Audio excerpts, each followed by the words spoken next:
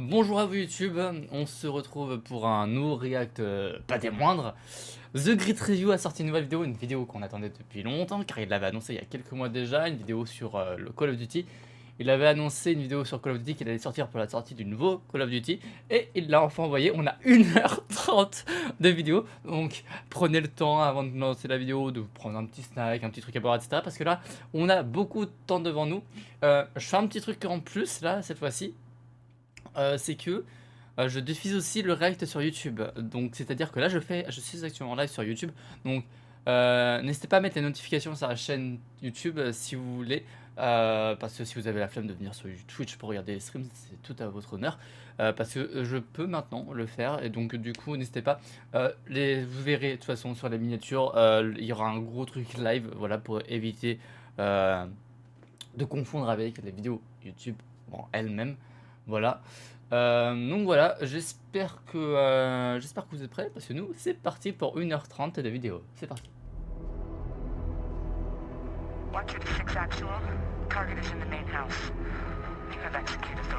Attendez, parce que la qualité là c'est pas la meilleure. Si c'est meilleur, si c'est meilleur, my bad. Bravo 6. Going dark.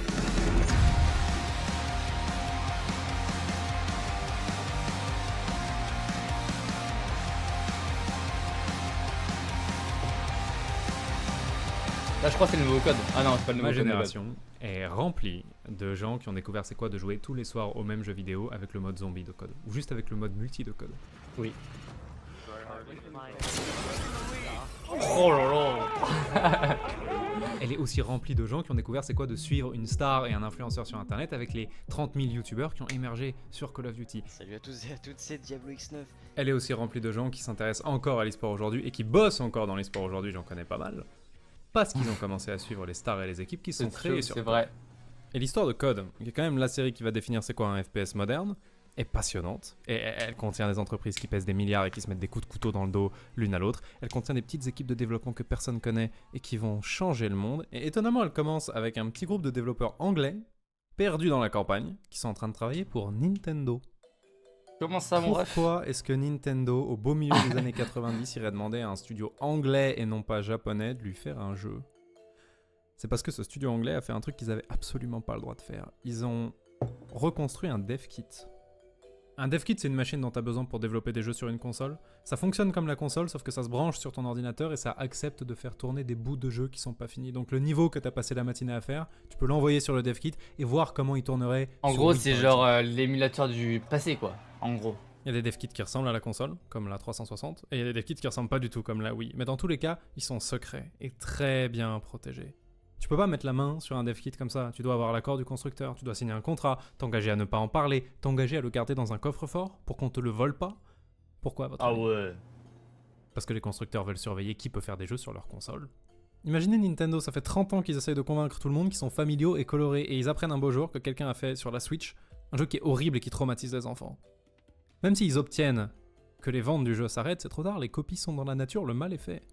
Bref, ces machines qui sont si précieuses et si secrètes, il y a une petite team de développeurs anglais qui s'apprête à en construire une sans l'accord de Nintendo. Je connais ça, rare. C'est rare dans leur adorable Rare. petit manoir dans la campagne anglaise qui servait de quartier général à leur studio. Est-ce que c'est eux qui ont fait Ils ont WinRAR? fait le truc Attendez, dans je peux pas l'ordre mettre le plus pause. difficile. Ça y est, je peux mettre pause. Est-ce que ce sont eux qui ont fait WinRAR? Je ne pense pas. Évidemment, ils n'avaient pas de dev kit. Donc ils ont acheté la NES, qui était la console de Nintendo à l'époque, avec toutes les sécurités dessus, et ils l'ont démontée et étudiée jusqu'à la connaître suffisamment bien pour dire « Ok, voilà comment marcherait un dev kit pour cette console. » Ah ouais. Et ils ont réussi. Et pour prouver que leur dev kit marchait, ils ont développé un jeu qui tournait sur NES. Et tout content d'eux, ils ont pris l'avion pour Kyoto, et ils sont allés montrer ça à Nintendo. Nintendo leur a dit, Et bah, allez Nintendo vous a faire fait les petits potes. C'est 100% illégal ce que vous venez de faire. Mais en même temps, vous êtes trop fort. Donc venez travailler avec nous. Et juste. C'est un peu comme l'histoire de Doom. Si je dis pas de bêtises, c'est quand il a... Non, c'est pas vidéo avec Trash. Mais en gros... Attendez. C'est un développeur, il a refait Mario sur PC, alors que technologiquement, c'était vraiment ultra difficile. Je crois que c'est John Romeo, je me rappelle plus. C'était genre ultra difficile de le refaire sur PC à l'époque de la Nintendo 64 toute la GameCube. Et en fait, il a montré la jaquette à Nintendo qui cette fois lui ont dit mon ref supprime cette jaquette parce que si on fait des jeux uniquement sur Nintendo, c'est pour pouvoir vendre Nintendo. Et donc du coup il allait se faire foutre. Mais du coup il avait découvert un moyen de faire une technologie en faisant du jeu Mario qu'il a ensuite repris sur d'autres jeux qu'il a refait et qui ont explosé sur PC. De mémoire, je crois que c'est ça. Juste comme ça, Rare est devenu l'un des tout premiers studios occidentaux à avoir une relation privilégiée avec Nintendo. Et Nintendo a eu tellement raison de faire confiance à Rare. Quelques années plus tard, sur la console d'après, la Super NES, ils vont faire Donkey Kong Country, qui est l'un des platformers les plus vendus de tous les temps. Ce jeu a fait vendre tellement de Super NES qu'il a créé cette période où, au milieu des années 90, quand ta mère avait la flemme d'apprendre le nom de tes consoles, elle appelait tout des Nintendo.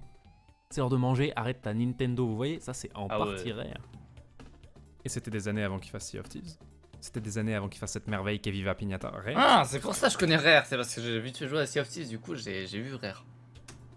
Pas très longtemps après Donkey ça, je Kong Country, connaissais. Nintendo veut encore passer à la console suivante. Ils font la Nintendo 64. Ah, donc du Et coup son- c'était vraiment... Attends. Le truc à elle, c'est qu'elle fait de la 3D. Donc vraiment, on est sur le point de passer de Zelda comme ça à Zelda comme Alors non, j'étais pas sur la bonne console, my bad. ça. Rare, ils aimeraient bien faire un jeu sur cette nouvelle console. Et Nintendo vient d'obtenir les droits du dernier James Bond, GoldenEye. Et comme ils viennent de montrer qu'ils sont trop forts en jeu de plateforme, Rare, le plan de base entre Nintendo et les boss de Rare, c'est vous allez nous faire un jeu de plateforme James Bond. Sauf que là, il y a un jeune employé de Rare qui s'appelle Martin Hollis qui débarque en disant les amis, c'est plus les années 80. C'est la première fois qu'on peut travailler sur une console qui fait de la 3D. On a une série prestigieuse comme James Bond, vous voulez faire un jeu de plateforme, c'est hors de question. Et surtout, je sais Ils ont envoyé aller se faire foutre Nintendo et ça c'est magistral. pas si vous avez suivi l'actualité du jeu vidéo ces dernières années, mais un an avant qu'on sorte Donkey Kong Country, il y a un studio qui s'appelle id Software qui a sorti Doom. Et ce nouveau style là où tu vois Voilà, j'y suis, ça se relie. Parce que donc c'est l'un des développeurs de Doom qui allait se faire foutre par Nintendo, en gros. Avec sa jaquette de passé là de Mario. Donc c'était avant au niveau de la temporalité. J'espère que vous suivez, hein. C'est presque un Nolan mon truc là. tu vois la première personne et tu peux tirer sur des gens, tout le monde veut ça. Tout le monde s'arrache ça. C'est ça qu'on doit faire. Si vous voulez savoir comment id Software a convaincu le monde que en fait le FPS ça pouvait être un genre majeur du jeu vidéo, j'ai fait une vidéo qui sert de préquel à cette vidéo sur la chaîne de MGG. Les patrons Ça vient de là. GG à tous. chez Rare sont du genre à laisser expérimenter et Nintendo, ils sont à 10 000 km de la campagne du Last Usher et ils en ont pas grand chose. D'ailleurs, attends, non, je crois pas avoir fait un react de la légende oubliée de Thresh, mais je sais pas, je m'en rappelle plus. Vite fait, j'ai fait du montage. Est-ce que j'ai fait une vidéo? Non. James Bond. Et donc, Martin et son équipe obtiennent l'autorisation. Et donc, un petit groupe, composé que de débutants qui n'ont jamais fait de jeu avant chez Rare, commence à développer ce qui va être le premier grand FPS console.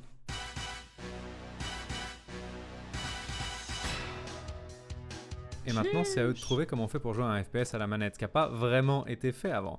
Ça aide pas que la manette de d'accord. N64 soit cette abomination. À choisir, il y a un seul joystick. Donc à choisir, vous préféreriez viser avec le joystick, mais vous devez bouger avec les flèches directionnelles, ou l'inverse. Vous bougez au joystick, mais vous devez viser à la flèche directionnelle. Viser avec la. Parce qu'il va falloir avec le faire un de ces deux joystick, choix si vous voulez jouer à GoldenEye. Les devs de Rare ont compris si tôt qu'il fallait en fait avoir deux joysticks sur la même manette pour jouer confortablement à un FPS sur console qu'ils ont créé la config double manette où tu peux brancher deux manettes de N64 et utiliser les deux joysticks en même temps. Ça marche, hein, t'as juste l'air extrêmement bête. Maintenant même s'ils avaient eu Ils sont une forts. bonne manette avec deux Ils sont joysticks, forts il quand restait même. un énorme problème qui est que tu peux pas faire au joystick ce que tu peux faire à la souris. Ok, Doom et Quake, les jeux d'id Software, c'est des jeux qui vont à 1000 à l'heure. Il faut pouvoir regarder en haut, derrière, en bas en une fraction de seconde. Il faut pouvoir regarder à ses pieds, tirer, faire une explosion, se propulser, aller chercher un objet. Il faut pouvoir Des faire un flic, fast se retourner. C'est FPS. absolument injouable à la manette. Il n'y a pas cette nervosité sur un joystick. Ils ne concurrenceront jamais id Software en nervosité. Alors qu'est-ce qu'ils font? En tout cas, D'abord, pas ils cette rendent les époque. balles plus brillantes. C'est vrai, vous voyez ces posters? Les balles brillent parce qu'on veut que vous voyez vraiment qui se fait tirer dessus, alors que dans la vraie vie, les balles, ça ne brille pas. Hein. Dans le jeu, c'est pareil. On voit vraiment quand on se fait tirer dessus. On voit quand on tire sur les gens. C'est tout bête, mais rend les balles brillantes et ça donne un côté fusillade de fou. C'est la même technique qu'au cinéma. Et on entend les balles ricocher contre les murs quand elles frappent du métal, ce qui est un niveau d'attention aux détails qu'on n'avait jamais vu avant, parce qu'ils ont passé un an sur ces bruits. Il y a entre 7 et 9 sons qui se superposent à chaque fois qu'une arme tire, et vous, ça vous fait vous dire « Non, mais ça fait extrêmement vrai !»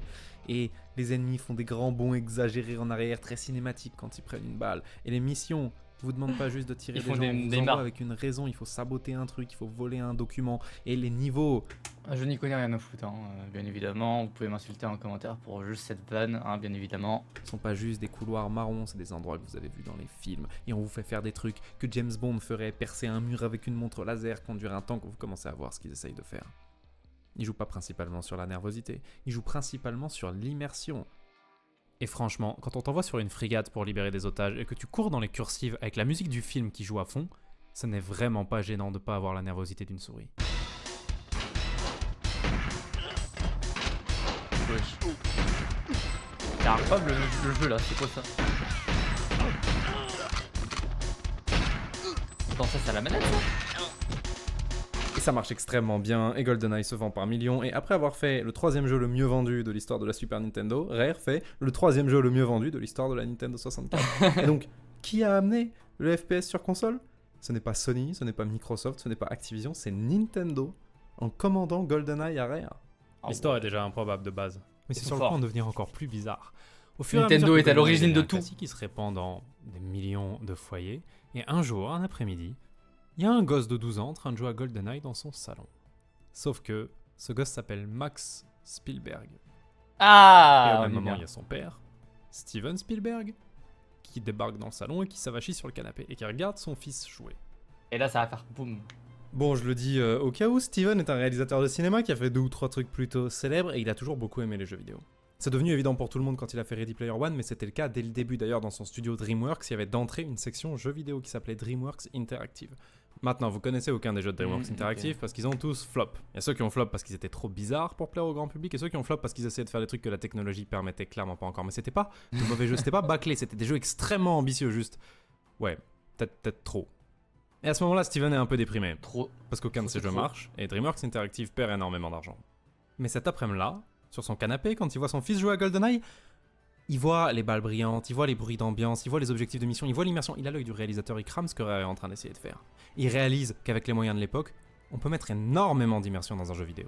Et je pense qu'à ce moment-là, il a vu le potentiel du FPS en général. Je pense vraiment qu'à ce moment-là, il a vu tout ce que le genre pourrait faire dans les années à venir.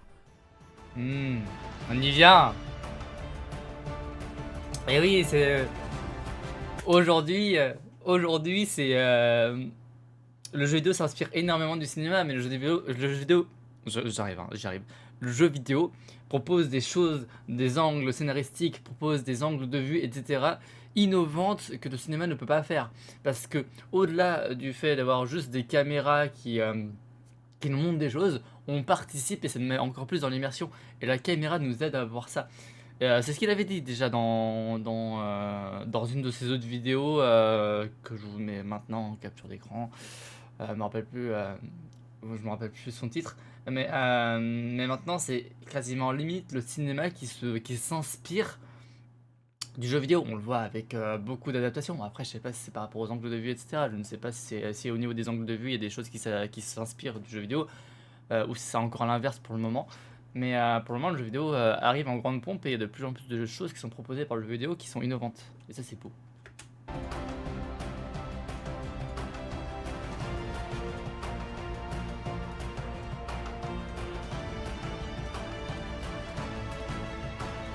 Et donc, sans surprise, quelques jours plus tard, il débarque chez DreamWorks Interactive et il dit les petits potes, on va faire un FPS.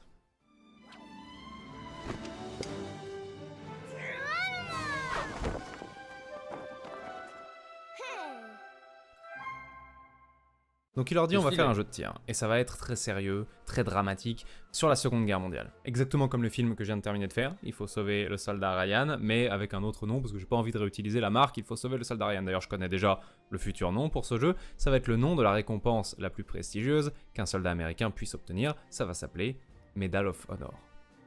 Oh, c'est eux. Medal of Honor, voilà un nom Ok. qui rend tout un tas de gens extrêmement nostalgiques. Les jeux de guerre à la Call of Duty, J'y ai jamais joué, mais c'est un jeu emblématique du FPS, bien évidemment. C'est un jeu, quand on dit le nom, on se dit c'est une putain, c'est un pilier du jeu vidéo, Medal of Honor. Pour moi, Medal of Honor, c'est avant Call of Duty, donc là, ça me le prouve encore plus. Mais pour moi, Medal of Honor, c'était vraiment le pilier du FPS avant que ce soit Call of Duty. Voilà. Duty ont commencé avec cette franchise. Et ça se voit à l'époque que Spielberg a vraiment été impressionné par GoldenEye. On bouge comme dans GoldenEye, on tire comme dans GoldenEye. Le problème est qu'au lieu de sortir sur la jolie Nintendo 64, Medal of Honor sort sur PlayStation 1, qui est genre au moins 2 ans plus vieille, qui peut pas faire exactement les mêmes choses.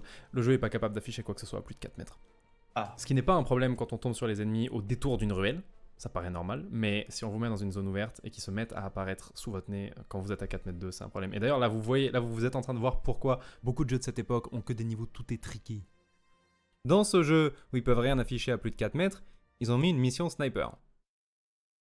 Ils ont mis une mission sniper où ta seule option est de marcher jusqu'à être à 3 mètres des ennemis. Mais là, tu les vois et là, tu les no-scope, je suppose. L'autre problème, c'est... vous vous souvenez de GoldenEye qui avait qu'un seul joystick et donc tu devais savoir pourquoi tu t'en servais? Ok. Laissez-moi vous montrer une manette de PS1. Ouais. J'avais oublié. Donc comment ça se joue? C'est extrêmement simple. Vous vous déplacez avec les flèches directionnelles. Ce qui est déjà nul. Hein. Et si vous tirez, ça tire tout droit devant vous. Et si à un moment vous voulez être plus précis, vous vous arrêtez, vous passez en mode visée et maintenant vous contrôlez l'arme avec les flèches. Ah ouais.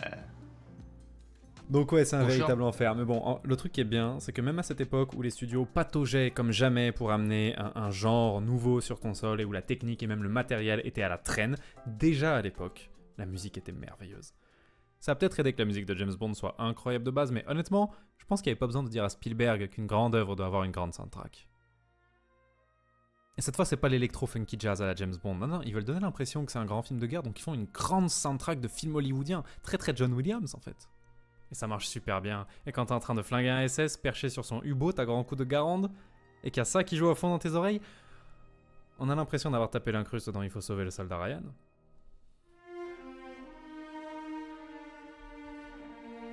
C'est vrai que c'est une dinguerie quand même. Ils sont très forts, c'est une dinguerie.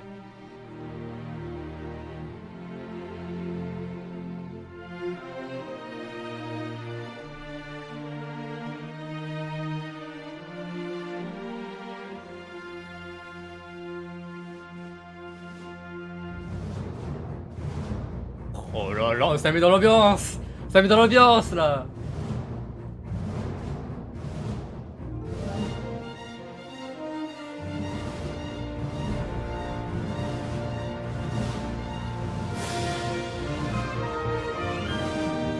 La montée en puissance est quand même folle hein, dans ce genre de musique, surtout quand c'est bien réalisé.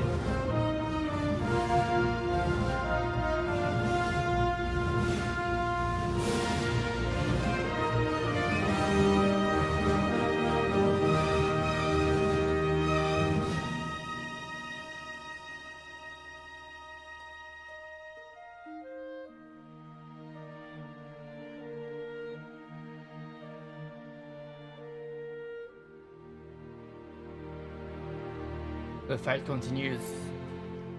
Medal of Honor a donné raison à Spielberg, parce que la première fois qu'il est rentré chez DreamWorks en disant les amis on va faire un jeu de guerre, tout le monde s'est moqué de lui en lui disant frérot tu connais pas les jeux vidéo, les jeunes ils aiment la magie, les zombies, les mondes fantastiques, personne veut d'un jeu réaliste sur la guerre. Ça a été le jeu le plus vendu de DreamWorks. Medal of Honor s'est bien vendu, donc Ah. il a donné raison à Spielberg, il a identifié un marché qui dans quelques années va être littéralement le plus gros Oui. marché sur cette terre, et il est le vénérable ancêtre de 100% des jeux dont on va parler jusqu'à la fin de cette vidéo. True.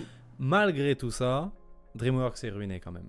Enfin, Ah, la section force à jeux eux. vidéo de DreamWorks. Parce que les 16 jeux précédents étaient des jeux pâte à modeler qui étrangement se sont pas si bien vendus que ça. Et donc, la mort dans l'âme, Spielberg et ses associés doivent vendre la section jeux vidéo de DreamWorks à EA.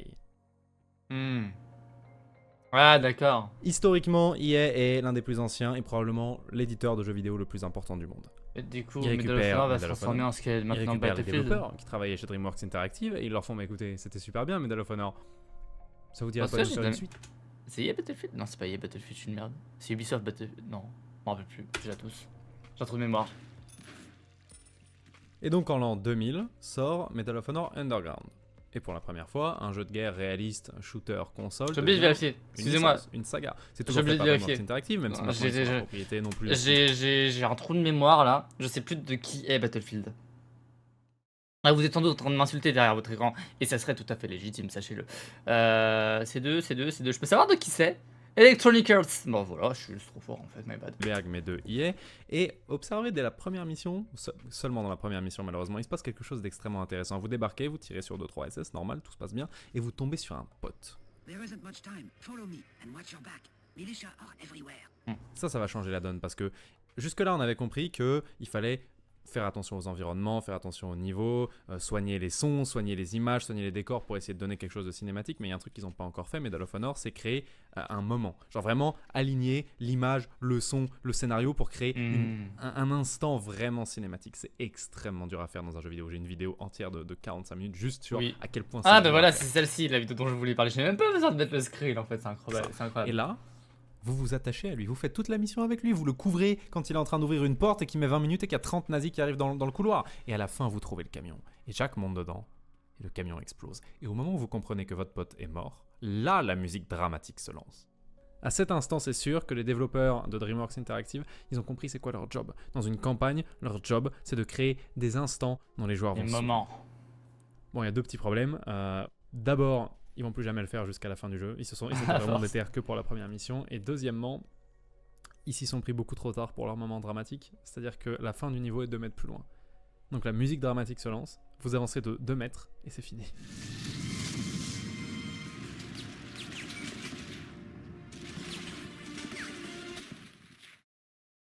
Mention spéciale aussi à cette D'accord. mission où vous trompez les Allemands, vous en passez pour une touriste.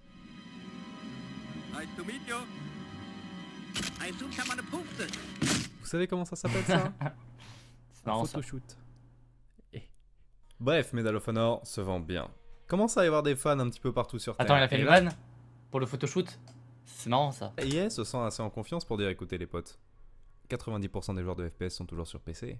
Ça vous dirait À moins pas que qu'on ce aille soit les chercher. vraiment comme On ça, est capable mais- de faire des jeux Je savais pas. assez bons pour convaincre les gens d'y jouer alors qu'ils sont avec des manettes qui sont pas faits pour. On doit pouvoir s'en sortir si on va sur PC. Mais il faut faire les choses bien. On va pas juste prendre un Medal of Honor qui existe déjà et le porter sur PC. On va demander à un studio de nous faire spécifiquement un Medal of Honor pour PC. Et comme on est EA, on a plein d'argent, on est respectable, on va aller voir les meilleurs. On va demander à id Software de nous le faire. EA va voir id Software. Est-ce que vous pourriez nous faire un Medal of Honor PC? id Software fait flemme frérot, flemme plus pas le temps. On est id Software, on est en train de travailler sur Doom 3, le monde entier attend Doom 3, vraiment pas envie de passer 2 ans sur son jeu de guerre qui est joué par 3 Ratio personnes. gros. Mais on est des gens adorables, on va vous conseiller un studio qui pourra faire votre Medal of Honor PC. Ça s'appelle 2015 Inc. Vous devriez vraiment aller les voir, ils sont très très forts. Et au moment où id Software a recommandé 2015, je pense honnêtement que EA a cru qu'on se moquait d'eux. Personne. 2015. Personne. Ils n'ont pas de réputation, ils n'ont pas fait un jeu bien avant. C'est un petit studio. Ah, tu m'étonnes Perdu au dans fin cette fond de situation-là, l'Oklahoma. ouais. C'est genre 15 gars au fin fond de l'Oklahoma qui ont fait que des jeux avec 0 de budget jusqu'à maintenant. Ça devait vraiment ressembler à une arnaque. Mais ça l'était vraiment pas. 2015 Inc., c'est les gens les plus importants de toute cette histoire. Et si vous avez joué à Call of Duty à un moment dans le passé, vous les connaissez sous J'ai un vu des autre logos nom. qui me. Là où c'est miraculeux, c'est J'ai vu des logos qui me rappelaient des choses là. Hein. J'ai vu un logo là, ouah, il m'a donné pas mal de souvenirs ce logo. quelqu'un chez id avait réalisé malgré leurs $2 de budget chez 2015 que c'était des cracks, qu'il y avait beaucoup de potentiel sous leur jeu éclaté. Il avait probablement lancé des jeux comme Sin. Et il s'était dit, ok, bon, ils ont pas d'argent, donc ils ont les pires doubleurs de la planète. Every now and then we get a little lip out of the doctor. Yeah, well, if he gets out of line again, just smack his daughter around a little more. That should shut him up. Mais d'un autre côté, au lieu de juste faire un fondu au noir pour sortir de cette cinématique, ils font cette espèce de petit mouvement pour aller sur le phare, et bam, fondu, et bam, le phare devient le soleil dans le ciel, et bam, les voitures passent, et en fait, c'est la voiture du héros, ta ta ta. Je veux dire, c'est pas grand chose, mais la caméra vient déjà de faire plus de trucs que dans Medal of Honor en entier. C'est vrai. Et donc, à nouveau, ils ont pas d'argent, donc leur bruit de dérapage, il dure 1 seconde.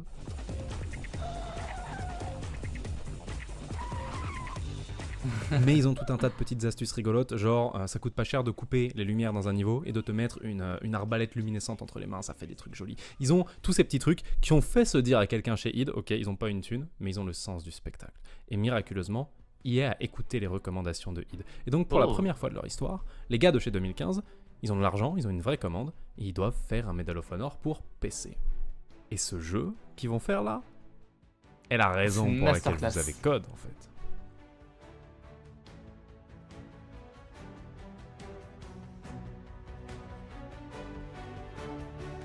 Et des plans de fou furieux quand même. Hein. Ah, quand il y a de l'argent, ils savent y faire. Hein. Medal of Honor Allied Même Assault quand ils ont sort pas en d'argent, 2002 d'ailleurs. sur PC donc et démolit tous les autres jeux de guerre existants. Tu m'étonnes. Regardez, ça ouvre sur quoi? Ça ouvre sur un sergent instructeur qui vous hurle dessus pour vous apprendre les mécaniques de base du jeu. Ce délire de le didacticiel, c'est un parcours du combattant qu'il y a dans genre tous les jeux de guerre après pendant 25 ans. C'est 2015 qu'il a inventé. Le début, la première image de la première mission, c'est quoi? Est-ce qu'on vous largue au début d'un niveau sur une route comme dans tous les jeux qui sont avant? Non, non, non, non. On vous met à l'arrière d'un camion avec cet angle sur vos potes, parfaitement cadré pour faire comprendre que vous êtes avec une unité et vous essayez de passer incognito derrière les lignes ennemies. Et après, la caméra se retourne avec parfaitement le bon angle pour réaliser que les Allemands vous ont grillé et pour voir ce mec avec ce lance-roquette qui fume la moitié de ton unité. Oh. Faut le buter, sinon c'est mort. Il y a tellement de choses dans cette campagne de Allied Assault qui vont devenir genre des classiques du FPS grand spectacle. La mission en véhicule, Ah, ok. la mission en Ouais, sniper j'ai- avec un pote à la radio qui te dit ok on tire dans 1, 2, 3, la mission d'infiltration de nuit avec des armes silencieuses genre. Et puis il y a les variétés de décors, on passe du désert à la neige sans arrêt, et puis il y a le fait d'être toujours avec une escouade. Ça ne fait pas vrai d'être tout seul contre 12 000 Allemands, et donc pour la première fois il y a toujours une escouade. C'est aussi à ça que sert le premier angle au début de la toute première mission, il y a des gens autour de toi. Aussi la quantité de références à Il faut sauver le soldat Ryan qu'il y a dans cette campagne, c'est une dinguerie. Ces gens sont plus fans de Spielberg que les mecs qui bossaient pour Spielberg. Bref, de toute Non. évidence 2015 a compris qu'ils étaient là pour faire du cinéma et qu'il n'y avait aucune raison de s'arrêter pour quoi que ce soit. Ils peuvent prendre n'importe quel angle, ils peuvent te mettre dans n'importe quelle situation, ils peuvent enlever les ennemis. Il y aura toujours du stress.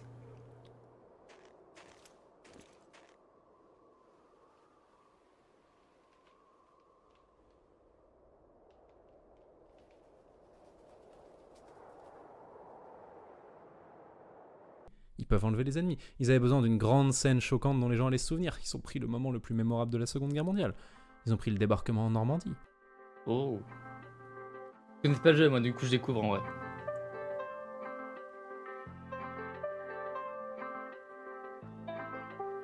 Omaha Beach. Classique. Et vous arrivez sur la plage, et vous courez d'une protection à l'autre, et vous aidez le docteur à tirer les blessés, et vous rejoignez votre capitaine, et vous vous battez avec personne. Il s'est écoulé à peu près 5 minutes au moment où vous tirez la première balle dans cette mission. En temps normal, dans un Medal of Honor, la moyenne avant de tomber sur un ennemi, c'est 10 secondes. Là, il s'est écoulé 5 minutes, et 2015, on n'a rien à carrer. Ils sont en train de faire du cinéma, ils savent que ça va plaire, ils ont évidemment raison. Les ventes de Medal of Honor et Allied Assault sont dingues, le jeu perce pour de vrai, et là, EA fait quelque chose de stupide. Ils vendent? EA les abandonne. Ah. EA débarque en disant merci beaucoup d'avoir fait de notre série un hit. Maintenant, on va tout développer en interne et vous n'allez plus avoir de travail. Même les extensions pour Allied Assault que vous venez de faire, on va les faire en interne. On va tout confier aux gens qui travaillaient chez DreamWorks Interactive avant et qu'on a recruté, les gens qui ont fait Medal of Honor 1 et le deuxième.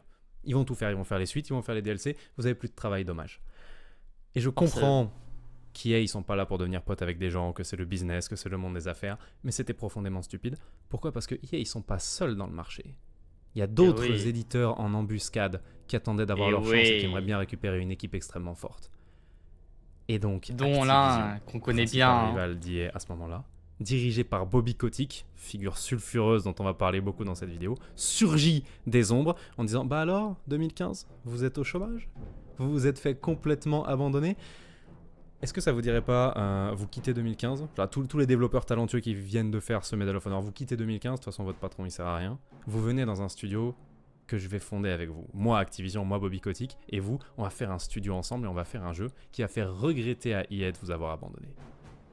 Ce studio, cofondé avec Activision et qui va devenir la nouvelle maison des gens de chez 2015, s'appelle Infinity Ward. Ah, Infinity War.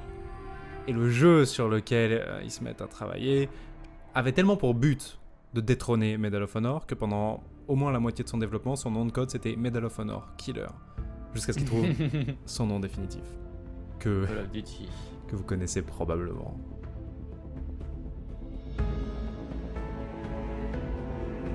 On dit bien. El Famoso.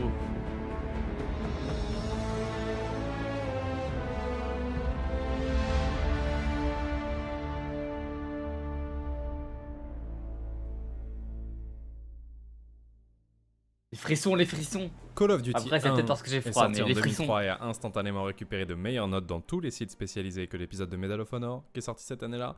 C'est Medal of Honor Allied Assault avec encore plus de budget. C'est des missions extrêmement scénarisées, en escouade, avec un énorme focus sur la mise en scène. Et le but, c'est de créer le plus de situations marquantes possible. C'est vraiment l'école 2015 Inc. Ils ont compris que la mise en scène est d'autant plus marquante si le joueur est au centre des événements. La toute première mission, on nous parachute dans un village français, et c'est très calme, et on tue un garde, puis 2 gardes, et c'est seulement quand on pose l'antenne que tout implose, qu'il y a les sirènes qui sonnent, les renforts allemands qui arrivent, les alliés qui se parachutent autour de nous, embuscade, maison qui explose, vous voyez, c'est un truc qu'on a déclenché. Il y a 2 trucs dans Call of Duty qui n'étaient pas dans Medal of Honor Allied Assault, ceci dit. D'abord, on voit les noms des PNJ quand on les regarde. C'est un truc qui va rester par la suite parce que c'est bête mais c'est efficace. L'idiot qui vient de marcher sur une Claymore, c'est pas juste un PNJ, c'est Private Miller, ça change tout. Je l'avais vu depuis le début de la mission, Private Miller, je suis un petit peu abattu. Le deuxième truc, ça c'est important, ça va faire beaucoup parler dans les cours d'école, c'est pendant la première heure vous jouez un soldat américain, et puis soudain vous finissez une mission et vous vous retrouvez dans la peau d'un Britannique. Et genre 1 heure après encore, on vous met dans la peau d'un Russe. Et ça va être retrouvé dans 12 milliards de campagnes après. Avoir plusieurs personnages qui donnent leur vue entremêlée de la guerre, c'est le genre de truc. C'est du même niveau que le gars qui a décidé de vendre un truc à 9,99 au lieu de le vendre à 10 un jour. C'est le genre d'idée de génie. Ça coûte rien à implémenter parce que tous les personnages se jouent pareil. Et ça te donne tellement de liberté dans ta campagne. Ça te permet de mettre la Normandie et la bataille de Stalingrad dans la même campagne. Tiens, en parlant de la bataille de Stalingrad d'ailleurs. J'ai fait cette mission quand j'avais 8 ans chez un pote. C'est une mission, c'est vraiment la mission où il se passe rien pendant 10 minutes, on t'envoie au front sans armes. Tu peux tellement pas te battre qu'on te met 3 balles dans les mains et on t'envoie au front comme ça. Et je m'en souviens tellement elle m'a marqué cette mission. J'avais été choqué que les commissaires puissent tirer sur leurs propres hommes. J'avais été choqué qu'on m'envoie au front sans fusil. Et vraiment cette philosophie de ils sont pas vraiment là pour tirer, ils sont surtout là pour voir du spectacle, a extrêmement bien marché parce que j'avais pas besoin du let's play sur YouTube pour me souvenir de cette mission 20 ans après.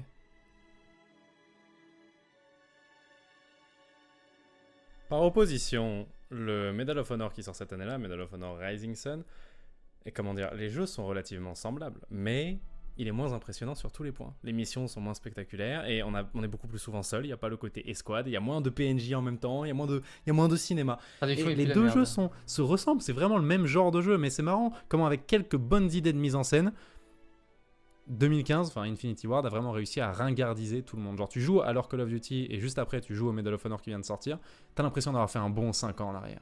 Sur des trucs aussi bêtes qu'il n'y a pas Private Miller qui te crie dessus, genre. Tout ça est possible parce que 2015 ils sont brillants, tout ça est possible aussi parce qu'il y a Bobby Kotick qui est en train d'envoyer argent infini. Bobby Kotick qui a d'ailleurs loué les 3/4 des panneaux publicitaires des États-Unis, il tryhard vraiment. Pourquoi est-ce qu'il est aussi généreux avec le projet ? C'est parce qu'il est sur le point de devenir le propriétaire du projet, l'ami Bobby. Le deal qu'il avait avec Infinity Ward, c'est ok, à la base, quand on fonde le studio, Activision est d'office propriétaire de 30% d'Infinity Ward. Mais il y a une option dans le contrat qui dit que si j'en ai envie, c'est-à-dire si la licence Call of Duty marche bien, j'ai le droit d'acheter les 70% qui restent à un prix qu'on a déjà déterminé à l'avance. Vous ne pourrez pas demander plus après. Et c'est 5 millions de dollars, ok ? Donc vraiment, c'est un deal genre, ok, je vais rincer votre copie de Medal of Honor, mais si ça marche, je rachète tout. Et personne ne peut m'en empêcher. Le lendemain de la sortie. Ah ouais, il a fait le truc de Il faut bâtard. reconnaître à Bobby Kotick qu'il a vraiment le nez pour ça, le sens des affaires. Il n'a pas besoin d'attendre les chiffres de vente, il n'a pas besoin d'attendre les résultats des tests. Le lendemain de la sortie du jeu, il sait que le produit est bon, il fait jouer son option, il achète l'intégralité d'Infinity Ward. Pour 5 millions de dollars. Vous vous rendez compte pour 5 millions de dollars ? Quasiment à la même époque, Activision, donc toujours Bobby Kotick, a essayé d'acheter id Software pour 105 millions de dollars. Et id Software a refusé. Mais donc, ils ont failli avoir les gens qui ont fait Doom pour 105 millions, et ils ont eu les gens qui font Call of Duty pour 5 millions. Ok, on a mis 30 minutes à arriver ici, mais maintenant tous nos acteurs ils sont à peu près en place. On a Bobby Kotick, Activision, Call of Duty, très très bien. On va pas passer le restant de la vidéo à faire un résumé de chaque épisode de Call of Duty, Black Ops 2, Black Ops 3, flemme, pas envie. Ce dont on va parler maintenant, c'est comment tous les acteurs de notre petite vidéo ont collectivement pété un plomb quand ils ont réalisé qu'ils avaient la licence la plus rentable du monde entre les mains. Et ça a évidemment commencé avec une magouille de Bobby Kotick. Et donc c'est, je pense, le bon moment de vous raconter l'histoire de Spark Unlimited. Spark est un studio que Bobby fonde également et à qui il confie aussi Call of Duty. Parce que même si à l'extérieur ils prétendaient avoir une entière confiance en Infinity Ward, en vrai à l'intérieur ils se disaient si jamais leur Call of Duty 1 il flop, je limite mes risques en confiant la série à un deuxième studio. Et peut-être que ce deuxième studio fera un hit. Bien sûr il n'est pas suffisamment bête pour les faire s'affronter sur la même licence, sur la même plateforme, donc Infinity Ward fait Call of Duty sur PC et Spark fait Call of Duty sur console. D'ailleurs, EA a eu exactement la même idée. Ils avaient peur que Medal of Honor perde en engouement. Sauf que eux, au lieu de donner Medal of Honor aussi à un autre studio, ils ont carrément créé une autre série de guerre pour concurrencer chez eux Medal of Honor. Et c'est comme ça que Battlefield est né. Ok, ouais, d'accord. Bref, Bobby Kotick a formé Spark Unlimited en volant des employés à EA, en volant des gens qui travaillaient sur Medal of Honor. Le truc, c'est qu'il avait le droit de récupérer 2015 parce que 2015, il s'était fait abandonner, mais il avait archi pas le droit de débaucher la moitié des développeurs de Medal of Honor pour faire Spark. Donc il s'est pris un procès et il a perdu et il a dû payer 800 000 $. Donc l'aventure Call of Duty sur console commence avec un procès d'EA et une dette de 800 000 $. Pour l'instant, c'est la faute de Bobby Kotick, mais ça va rapidement devenir la faute de Spark. Parce qu'ils vont se rater sur le choix du moteur. Le moteur, c'est trop important. C'est le logiciel sur lequel on fait le jeu. Vous l'ouvrez et vous commencez à disposer les arbres, les bâtiments, le terrain. Vous donnez forme à votre jeu. Tout le monde doit choisir un moteur quand il fait un jeu. Parce que l'alternative, c'est coder les principes de base de la physique de zéro. Si vous voulez faire un dessin sur ordinateur, est-ce Oui. que vous préférez lancer un logiciel comme Photoshop ou est-ce que vous préférez passer 4 ans à développer de zéro un logiciel qui je comprend vois. c'est quoi un pinceau, genre, ou de la couleur? Vous préférez lancer Photoshop. Évidemment, vous préférez lancer Photoshop. C'est pareil pour les gens qui font des jeux vidéo. Tout le monde préfère lancer un logiciel et pouvoir directement mettre des arbres dedans et des cailloux dedans et commencer à écrire des quêtes, plutôt que de passer 4 ans à développer un truc qui comprend c'est quoi les trucs de base comme la lumière ou la gravité. Malheureusement, Spark Unlimited avait choisi pour stocker tous ces objets une base de données qui marchait pas du tout, qui n'était pas du tout compatible avec le moteur qu'ils utilisaient pour faire le jeu. Et donc ce qui se passait, c'est qu'à chaque fois qu'ils voulaient rajouter un asset dans le jeu, à chaque fois qu'ils voulaient rajouter un objet, genre une pierre, l'ordi bloquait et chargeait pendant une semaine. Il fallait garder l'ordinateur allumé une semaine pour qu'il accepte d'importer l'objet. Donc un arbre, paf, une semaine. Un buisson, une semaine. Et c'était impossible de travailler C'est dans trop ces chiant, conditions, ça. impossible. Maintenant, quand il t'arrive ce genre de problème, généralement, ce que tu fais, c'est tu appelles les gens qui ont conçu le moteur et ils font une espèce d'assistance technique. C'est compliqué à utiliser les moteurs, tu as souvent besoin d'appeler les gens qui l'ont fait pour au secours, le moteur met une semaine à accepter que je rajoute un arbre. Qu'est-ce que je peux faire? Là où les déboires de Spark Unlimited passent de un peu triste à franchement hilarant, c'est que la boîte qui avait fait ce moteur s'appelle Criterion. Et Criterion, ils ont été rachetés 3 semaines plus tôt par EA. Ok. Est-ce Alors qu'il ça- a acheté Criterion juste pour embêter Infinity Ward? Probablement que non. C'était une grosse boîte respectée et son moteur était utilisé par plein de gens. Est-ce que ça leur a quand même fait extrêmement plaisir d'entuber Bobby au passage? Oui. Oh oui. C'est très marrant ça. Ah oui. Et donc un beau jour, Très, il y très a marrant. Activision Vraiment. qui appelle Spark Unlimited et qui dit les amis, on est à 6 mois de la sortie du jeu, vous en êtes où? Et Spark Unlimited fait on a un niveau. Et là Bobby fait comment ça un niveau? Et Spark répond bah vous voyez dans la campagne c'était prévu qu'il y ait 15 niveaux et pour l'instant on en a un qui est terminé. Activision, ils passent en mode sauvetage. Ils envoient une dizaine d'ingénieurs à eux chez Spark pour essayer de comprendre comment marche le moteur. Ils vont voir des studios qui leur appartiennent en leur disant vous bossez sur quoi en ce moment? Jedi Academy? Non, maintenant vous faites des niveaux pour le nouveau Call of Duty. Et ils repoussent le jeu d'un an.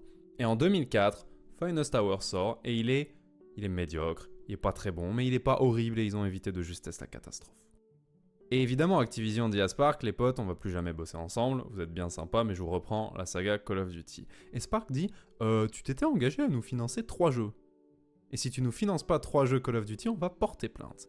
Le truc, c'est, Ok. Activision n'est pas vraiment une entreprise du genre à se laisser faire comme ça. Vous avez déjà bossé avec quelqu'un en vous disant, il est vraiment nul, c'est une fraude? Activision a fait la version officielle de ça à Spark Unlimited. Ils ont porté plainte pour fraude contre Spark Unlimited et ils ont débarqué devant un juge en disant on a Ok. engagé ces gens parce qu'ils nous avaient dit qu'ils savaient faire des jeux vidéo et de toute évidence ils savaient pas. Et si vous pensez qu'Activision était en colère contre Spark, c'était très rien marrant, à ça. côté de la colère d'Infinity Ward, qui était en train de parier leur futur sur cette série Call of Duty et qui était pas très content de voir une bande d'amateurs abîmer la réputation de la série d'entrée.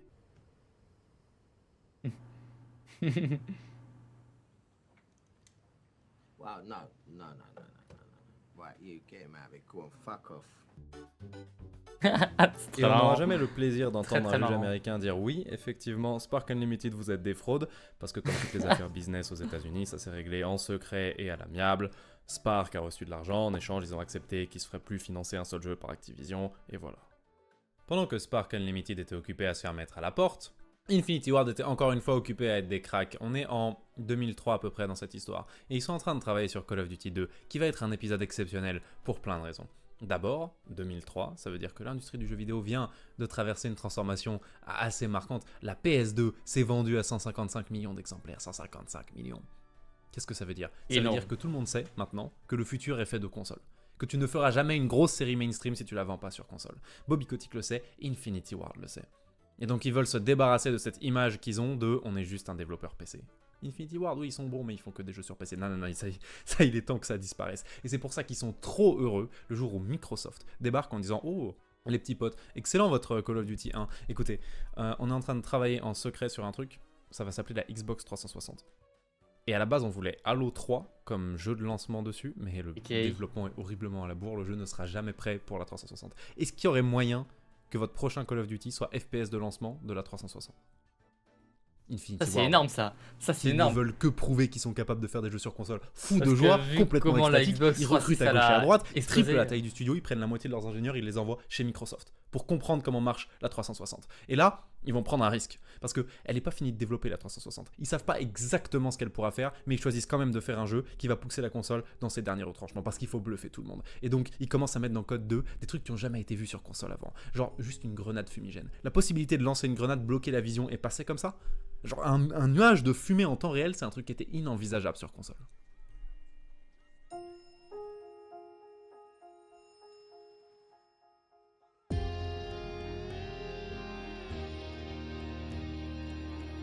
Mais c'est aussi des niveaux suffisamment grands pour que vous puissiez choisir entre attaquer à gauche ou à droite, prendre ce bâtiment Énorme, ou ça. celui-là, au lieu d'avoir que des couloirs. Il y avait que des couloirs jusqu'à maintenant sur console, ça aussi c'était jamais vu. Bref, Infinity Ward travaille comme des débiles, à raison de 18 heures par jour.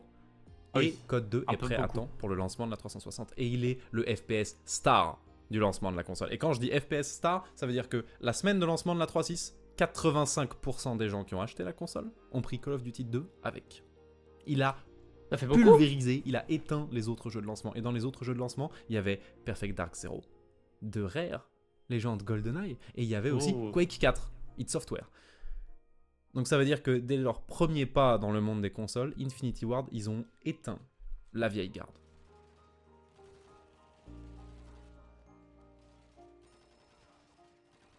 Il y a autre chose de notable dans Code 2, c'est moins important, mais c'est le premier Call of Duty où quand vous prenez une balle, l'écran devient rouge, il suffit de respirer 10 secondes et ça va mieux. Et ça, pour le coup, c'est pas Infinity Ward qui sont des génies. Comment ils ont eu l'idée ? Ils ont joué à Halo. 4 ans plus tôt, il me semble, il y T'es a Halo où 1 qui est sorti. Comment ça, t'es où? Comment ça, Yolan, t'es où? T'en sais où dans la vidéo? À 37 minutes. Ah, quasiment la moitié. Je sais pas si ça fait longtemps que t'as envoyé le message parce que j'ai pas l'habitude de regarder le chat YouTube. C'est juste voir si ça marche sur YouTube. Ok, ok. My bad. Tout le monde a joué à Halo 1, tout le monde s'est fait tirer dessus et tout le monde a vu le shield dans Halo faire bip bip bip bip et remonter. Du coup, ça marche. Et vraiment, Fortnite, c'est qu'une façade. J'ai la tous ref. les développeurs de jeux de la planète ont vu ça et ont dit attends, on n'est pas obligé de leur faire ramasser des trousses de sang. Par contre, j'ai pas les... y a pas les emotes ici. Qu'est-ce qui me met des emotes Twitch, ce fils de... Sa maman. Donc ok, parfois ils empruntent des idées qui sont pas à eux, mais le fait est que Infinity Ward, ils commencent à être vraiment très très forts et ils aimeraient bien qu'on arrête de donner leur licence à des studios nuls. À partir de la débâcle avec Spark YouTube, Unlimited, bah, j'ai pas les emotes non Infinity plus, Ward du ils vont coup. devenir extrêmement protecteurs de la marque Call of Duty. Une question de fierté là-dedans. Ça fait des années qu'ils bossent 20 heures Ah, par là, jour je pour que disais. la saga elle soit excellente. Ils n'ont pas envie que quelqu'un fasse des jeux nuls et des appels codes, mais plus important encore, il y a une question de survie, il y a une question de futur en fait. Ils ont besoin que Code ça perce pour devenir un gros studio respecté. Et puis je pense qu'il y a du côté d'Infinity ça- Ward un petit peu le traumatisme de Medal of Honor de si tu fais une série, si tu carries une série, mais qu'elle t'appartient pas, ça sert à rien. On peut te dégager à n'importe quel moment, on peut t'abandonner à n'importe quel moment. Je pense que l'expérience 2015 Medal of Honor les a vraiment marqués. Et donc, à partir de là, Infinity Ward, ils vont toujours être en mode Bobby, pitié, laisse-nous faire Call of Duty. Ne mets pas la saga entre les mains de gens qui peuvent tout gâcher. Problème est que Bobby, c'est un homme d'affaires. Il en La a rien à fierté foutre. d'Infinity Ward, il en a rien à carrer. Au contraire, plus les Call of Duty sont bons, plus il va se dire qu'il peut se faire beaucoup de thunes rapidement, plus il va demander à 12 milliards de studios de faire des épisodes de Call of Duty pour en sortir tout le temps. Et l'argument, la réponse de Bobby Kotick, quand Infinity Ward va le voir pour la première fois en lui disant « Laisse-nous faire Call of Duty », c'est « Vous êtes capable de me faire un Call of Duty tous les ans ?» Non. Bah, je vais bien évidemment demander à 15 000 studios de faire des Call of Duty, parce que c'est comme ça qu'on fait de la thune. Débarque alors dans cette histoire un studio qui va Du coup, je me suis fait cramer FF. Je viens juste sur Twitch. Attends, vas-y. causer énormément de problèmes à Infinity Ward. Et que vous connaissez si vous avez joué à Code ces Viens dernières à la années, maison qui s'appelle mère. Treyarch. Treyarch, ils sont rameutés par Kotick pour remplacer Spark Unlimited. Ouais, ce donc leur type, jeu- j'ai pas pu le comparer à Titch. Et merci pour la top, c'est moula, de bien faire des codes, un évidemment. maximum de Call of Duty. Soit les années où Infinity Ward sort rien, soit sur les consoles. Ça va, où Yolan, ils sortent quoi. rien. Et leur premier projet, c'est un truc qui s'appelle Call of Duty Big Red One. Il est là pour profiter encore un peu des vieilles consoles, il sort sur PS2 et Xbox. Et il est nul. Enfin, il est médiocre. Mais Infinity Ward râle pas trop. D'abord parce qu'ils sont beaucoup trop occupés à tout donner C'est un pour Call centime, of Duty exactement. 3. Ils ont énormément d'ambition pour Call of Duty 3. Et On ensuite sait pas parce qu'est-ce qu'il y a. que au moins ils se disent on va garantir Je t'ai donné un centime. Alors, théoriquement, tu m'as pas donné un centime, tu m'as donné ton temps qui est converti en centime. Mais donc ça va en vrai parce que c'est juste 30 secondes. prestige de la série principale. Vous pouvez faire n'importe quoi avec les épisodes console qui ont des noms bizarres, Finest Tower, de Big Red One, mais au moins on va garantir que Call of Duty 1, 2, 3 ils sont bien. Du coup, je vous laisse imaginer l'ambiance dans les bureaux d'Infinity Ward le jour où J'aurais pu m'offrir le pass avec ce centime, Mage. Non, t'aurais pas pu t'offrir ton pass avec ce centime parce que avec tes 30 secondes, t'aurais pu faire quoi? Oh, t'aurais pu juste regarder le fait que t'aies un centime manquant pendant 30 secondes et ne rien faire alors que tu m'as donné un centime, tu vois? Et t'as souffert en moins. ils ont vu débarquer un trailer sur internet, on les avait pas prévenus, hein, qui dit bientôt Call of Duty 3 par Treyarch. Les problèmes, ça. Si Infinity Ward avait moins bien fait leur travail, ils auraient peut-être gardé la série principale. Mais Code 2 venait de faire tellement de chiffres que Kotick savait qu'il allait faire plus de thunes en sortant un Call of Duty 3 tout de suite. Donc il a pris Treyarch, parce que Treyarch ils sont obéissants, ils sont pas relous, et il leur a dit je veux un code en un an, que je peux appeler Code 3. Et le jeu, il était médiocre. Il était évidemment nul. médiocre. Et toute la Ouais, presse ça jeux s'appelle vidéo Infinity était en Ward. mode mais qu'est-ce qui se passe? Le dernier code, il est nul. Et tous les fans étaient en mode mais qu'est-ce qui se passe? Le dernier code, il est nul. Et vous savez ce qui s'est passé? Il s'est mieux vendu que n'importe quel Call. Attends, le virement PayPal du centime, je suis même pas sûr que je puisse donner un centime via PayPal. Call of Duty avant. Parce que ce qui est important au moment où un jeu est attendu, c'est la qualité du jeu qui venait avant. Parce que grâce aux efforts d'Infinity Ward, Code 1 était trop bien, Code 2 était trop bien. Et du coup, tout le monde était super hype pour Call of Duty 3, qui du coup est nul. Et le jeu qui aurait dû être Call of Duty 3, sur lequel Infinity Ward tryhard depuis des années, lui, il va moins bien se vendre. Parce que lui, il viendra après Call of Duty 3. Donc d'un coup, du point de vue d'Infinity Ward, c'est débile de chez Treyarch. Ils viennent de faire un carton grâce à notre réputation à nous, qu'ils n'ont pas mérité, grâce à nos efforts. Et maintenant, nous, on va moins bien vendre notre jeu parce que, évidemment, eux, ils sortent des jeux nuls. Ça les dérange pas de bâcler leur travail. Et de toute façon, ils veulent juste se faire bien voir par Bobby. Ouais. Et donc, vraiment, ce combo de ils volent notre réputation et en plus, ils la salissent, ça pourrait faire péter un plomb à n'importe qui est vraiment fier de son travail. Et Infinity Ward, il pète un plomb. Il pète un plomb. Il pète un plomb. Si on veut Pète un vraiment câble. pointer le moment où la relation entre Bobby Kotick et Infinity Ward ne peut plus jamais être réparée, où tu sais que ça va imploser quoi qu'il arrive, c'est ce moment-là. C'est quand Treyarch récupère Call of Duty 3 et Call of Duty 3 est nul. Et la première façon qu'a Infinity Ward de péter un plomb, elle est étonnamment positive. Elle les rend très très productifs. Ils se disent ok, J'ai vu la bande-annonce qu'il a fait sur Twitter, donc je sais ce qu'il va dire. on va faire un jeu. Il va être tellement bien, il va mettre tout le monde d'accord et surtout on ne confondra plus jamais avec personne. Tout le monde saura c'est qui Infinity Ward. Le prochain jeu, on va tout renverser, on s'en fout des règles. Ça va être un mélange entre Mission Impossible, un roman de Tom Clancy et un épisode de James Bond. On va leur montrer des armes qu'ils n'ont jamais vues parce qu'elles sont modernes, des véhicules qu'ils n'ont jamais vus, des endroits qu'ils n'ont jamais vus parce qu'on ne les voit pas dans la Seconde Guerre mondiale. On va leur raconter des conflits qui ne sont jamais arrivés. On n'en a plus rien à carrer. On va créer une marque à l'intérieur de la marque Call of Duty, et celle-là, personne ne pourra jamais nous l'enlever ou nous la salir, et cette marque, elle va s'appeler Modern Warfare.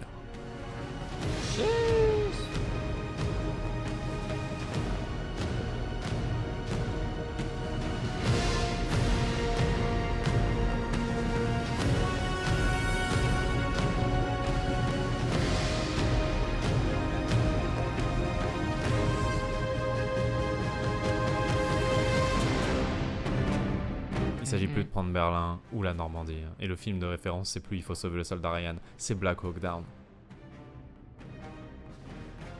Maintenant, on arrête des catastrophes nucléaires et on attaque des paquebots de nuit. Et peu importe à quel point vous jouez parfaitement, vous vous enfuirez toujours à la dernière seconde. Parce que tout pour créer ce moment où on dirait une scène de film, mais vous participez. Je vois. Piou. Piou. Omega LOL. Modern Warfare a Omega, absolument OMG. changé le game. Même s'il n'avait pas eu l'extrême attention aux détails d'Infinity Ward, même s'il n'avait pas été aussi bon, le simple fait de passer à la guerre moderne signifie que tous les Medal of Honor et tous les Call of Duty faits par d'autres studios sont instantanément ringards. Le défaut de cette campagne, c'est qu'elle est courte. Très courte, encore plus que dans les codes précédents. Mais c'est pas très grave, parce qu'elle existe pour nous amener vers le vrai contenu. Le multijoueur. Et là, c'est le moment où on commence à parler du multijoueur, qui est un sujet que j'ai allègrement ignoré depuis le début de cette vidéo, qui est trop important, mais la raison pour laquelle je l'ai allègrement ignoré, c'est jusqu'à maintenant, c'était pas la priorité dans la tête des gens qui faisaient ces FPS. Même GoldenEye, ok. GoldenEye, la raison pour laquelle il est légendaire dans l'esprit de la moitié des Américains qui ont plus de 40 ans, c'est pas seulement parce que la campagne était bien, c'est parce qu'ils ont passé des après-midi entiers avec leurs cousins ou leurs frères, en écran scindé, à jouer au multijoueur de GoldenEye pour savoir qui tirait le mieux. Mais j'en ai pas parlé jusque-là. Parce que je voulais qu'on se mette dans la tête des gens qui faisaient ces FPS, les Spielberg, les 2015, etc. Et pendant longtemps, dans leur tête, le multi, c'était pas la prio. Même les gens qui ont fait GoldenEye, alors que le jeu est légendaire pour son multijoueur, ils ont dit en interview qu'ils avaient mis le multijoueur à la dernière seconde. Pourquoi c'était pas la prio? Parce qu'Internet était catastrophique. Déjà sur console, il y en avait Ah, pas. je vois. Tu pouvais savoir si t'étais meilleur que ton frère, ton cousin ou les gens de ta classe. Mais J'ai les rêves, j'ai les rêves, j'ai la rêve, j'ai la La rêve. connexion était horrible. Tu voulais jouer dans de bonnes conditions sur PC, tu prenais ton meilleur écran cathodique de 35 kg et t'allais faire des LAN chez tes potes. Mais personne voulait faire ça, seuls les pires nerds faisaient ça. Et soudain, Infinity Ward en développant Modern Warfare 4, il réalise un truc qui est au moins aussi important à réaliser que l'époque moderne c'est stylé et les gens en ont marre de la Seconde Guerre mondiale. Il réalise que le Xbox Live et le PSN sont en train de se... Je voulais regarder la vidéo, tu fais chier, ça la raciste. Comment ça? C'est quoi le truc d'après? Ah, le truc d'après, on va sûrement faire des pastèques. Je pense. Ou sinon Smash Bros. se démocratiser. Et donc tous ces gens, ces dizaines de millions de personnes qui ont des consoles pour la première fois, maintenant ils vont avoir une connexion stable aussi pour la première fois. Et là, ça veut dire que le monde est sur le point de choisir sur quel jeu ils vont tous se mettre pour savoir qui c'est qui tire le mieux. Et ils se disent, ça peut pas être Counter-Strike parce que c'est injouable à la manette et ça exclut trop de gens. Ça peut pas être Quake 4. Ah, mais tu sais que j'ai fait le top 1 sur Fortnite. Hein. J'ai fait le top 1 sur Fortnite. Maintenant, j'ai plus du tout à y retoucher. On a rien à foutre du jeu. Ça y est. Mon ego est rempli de bonheur. Là, j'ai fait le top 1. Maintenant, je touche plus à ce jeu. Que c'est injouable à la manette et ça exclut trop de gens. Et ça peut pas être Halo, qui est pourtant phénoménal et qui est le multijoueur le plus populaire à l'époque, mais parce que c'est une Malgré c'est une bonne exclusive. saison. Je ne parle pas de la saison de Fortnite. Je parle uniquement de comment est le jeu en lui-même avec la communauté. Genre. C'est trop chiant, tu tires sur un mec qui fait une construction de 50 km de haut, ça y est, putain, nique ta mère. Ça exclut toujours trop de gens. Et là, Vraiment, ils se ça y est, vraiment. disent, ça pourrait être T'as nous. pas le niveau mécanique, bah tu meurs. pas le droit de Le t'amuser. FPS multijoueur de référence, ça pourrait être nous. Il faut surtout pas qu'on rate le coche. Et donc en plus, Bah, pour moi, ça a été un pas pour moi, pas pour moi, pas pour moi. Genre, sur toutes mes games, il y en a quasi pas une seule où je suis tombé sur full bot. cette incroyable campagne, ils se mettent à travailler comme des psychopathes sur leur multijoueur pour le démarquer de la concurrence. Et ils vont avoir des idées qui ont l'air basiques, mais qui vont devenir des classiques pendant les 20 jeux. Tu parles pour ce soir ou pas, Yolan? Ce soir, pourquoi pas? Si vous avez envie. Moi, ça me dérange pas si on joue en squad. Non, bah voilà. Alors, peut pas. Pourquoi il peut pas? Jeux suivants. Leur première idée, c'est Il est bien si on du tue tout. plusieurs Ah, ok. ennemis d'affilée sans mourir, on gagne un truc. 3 kills, un radar. 7 kills, un hélicoptère. Ils vont appeler ça des killstreaks. Vous avez peut-être entendu parler dans les épisodes d'après. Ça change absolument Oh. tout le rythme de la partie parce que soudain, c'est plus oh, je cours à travers Ah, la je carte et connais on ce verra si je gagne mon prochain duel. C'est je suis à 6 kills. Et donc je transpire. Et donc mon cœur bat à 100 à l'heure parce que si Ah, je mais gagne attends, mon j'ai prochain déjà joué au duel, j'ai un jeu. hélicoptère. Et Et que je comment tu gagne meurs ou que je meurs, le jeu du killstreak repart. Ils ont inventé le principe de quand tu meurs, il y a une petite caméra Ah, qui te Deathmatch, montre de toute les façon, ok, dernières secondes de ta vie du point de vue de la personne qui t'a tué. Et ils ont décidé d'appeler ça une kill cam. Ça aussi, ça change le rythme. D'abord, ça permet de déloger les joueurs qui bougent pas de la partie. Et ensuite, ça permet de voir quelle arme ils utilisent. Si vous la voyez en action, il y a des chances pour que vous vouliez la jouer. Et si on avait été dans n'importe quel vieux code, ça voulait dire revenir au menu, changer d'arme. Maintenant, vous allez devoir la débloquer. Parce que le truc le plus important qu'ils ont mis dans ce multijoueur, c'est qu'à chaque partie, vous gagnez un truc. À chaque fin de partie, vous allez gagner un niveau et vous gagnerez un grade, ou un titre, ou une arme, ou une peinture pour une arme. Vous êtes toujours... Il y a toujours une bonne raison de relancer une game parce que vous êtes toujours à une partie de débloquer quelque chose de cool. C'est comme un pass de combat. Sauf qu'à l'époque, c'était gratuit, ça s'appelait de la progression. Code 2, qui avait réussi le lancement de la 360, s'était vendu à 5 millions. Et Code 3, qui avait usurpé sa fame, s'était vendu à 7 millions. Modern Warfare s'est vendu à 15 millions. Waouh. Ouf. La différence en termes de reach entre 5 et 15 millions, c'est que là où Code 2, avec sa bonne sortie sur Xbox, pouvait faire à peu près de l'unanimité parmi les fans de jeux de guerre, Code 4 est capable de créer ses propres fans de jeux de guerre. Genre, il commence à créer une catégorie de gens qui jouent aux jeux vidéo parce que Call of Duty existe et qui ne vont acheter que Call of Duty tous les ans. Et à ce moment-là, Bobby, c'est le roi du monde. Bobby, il a gagné des milliards sur ça. Il est trop Son content, pari, lui. il a complètement marché. Il a fumé EA. Il a un dernier petit problème. Son studio star le déteste. Ça commence par des C'est petits vrai que trucs c'est la merde, simples, ça. genre pas très méchant. Si t'as Modern Warfare sur PC, le fichier pour lancer le jeu s'appelle IW3SP. Pour Infinity Ward 3 Single Player. Genre ça aurait dû être le 3e épisode. Et le son que vous entendez pendant les crédits à la fin du jeu rappelle que ça aurait dû être le 3e épisode aussi.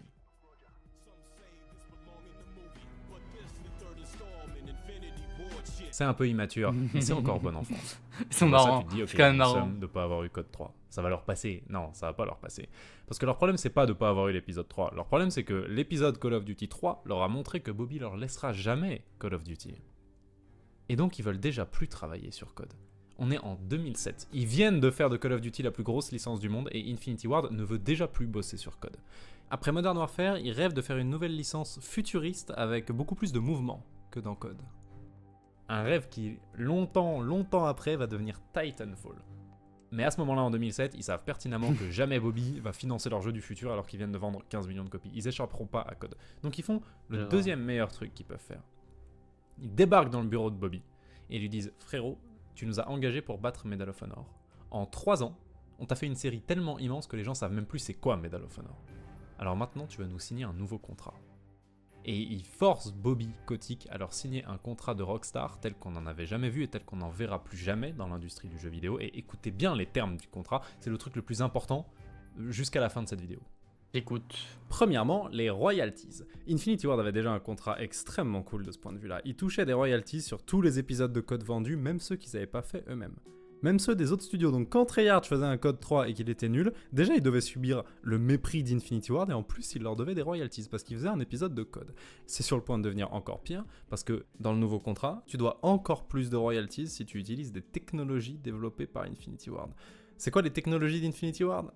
Vous vous souvenez quand j'ai parlé des moteurs, les logiciels qui permettent de faire des jeux, et que j'ai dit, si tu dois dessiner, tout le monde préfère lancer un logiciel de dessin plutôt que de coder de zéro un logiciel de dessin. Ok, Infinity Ward, ils avaient codé de zéro leur logiciel de dessin.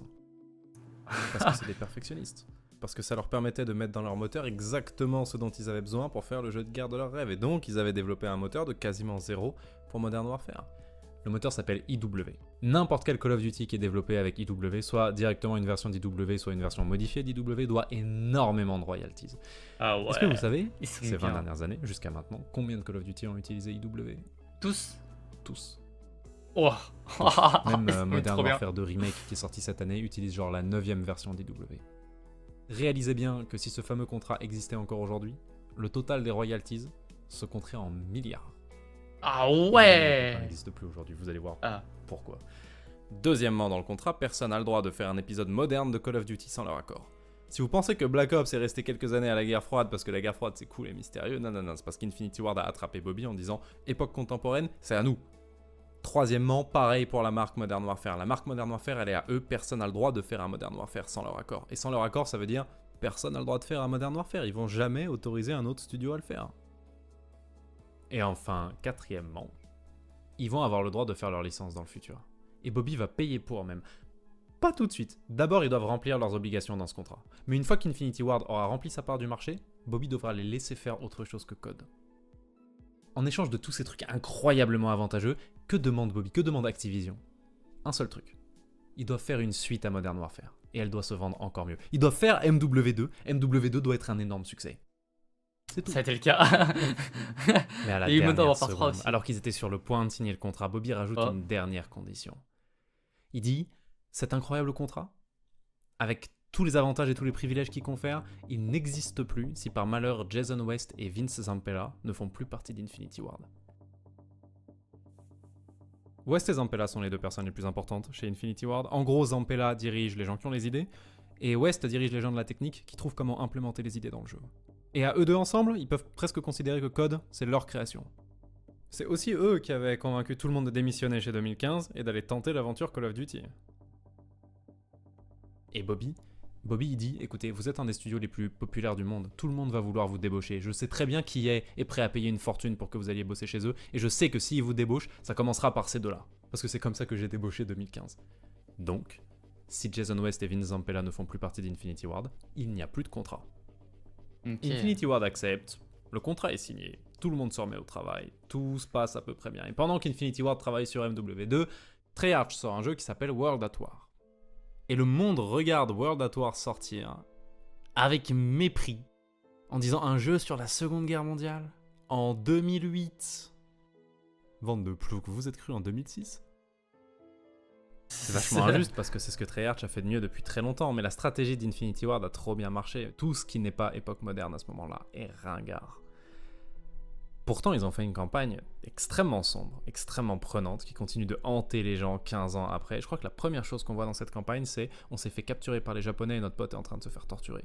Et ça, c'est la campagne des Américains, parce que la campagne russe, elle commence par vous êtes dans un charnier en train de vous faire terminer par les Allemands avec votre escouade. Et ce pan de la caméra vers le haut, avec vue sur l'aviation allemande pendant l'offensive de 42, plus musique extrêmement triste, c'est un moment typiquement World at War. Ah ouais.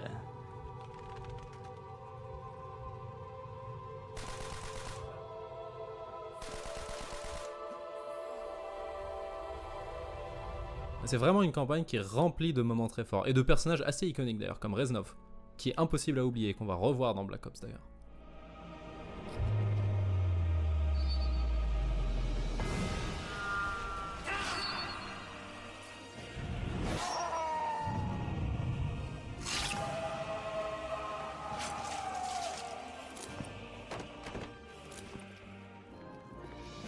You can make it, my friend. You always survive.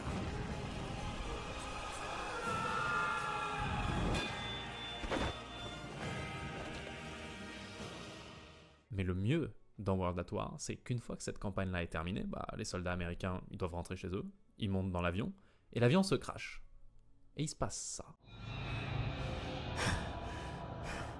Qu'est-ce qui se passe?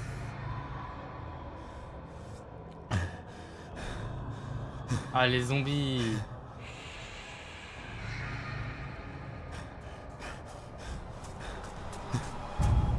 Ce mode où vous êtes dans une pièce et il y a des zombies qui viennent vous faire la peau et il n'y a rien d'autre à faire que de survivre, devait même pas être dans le jeu à la base.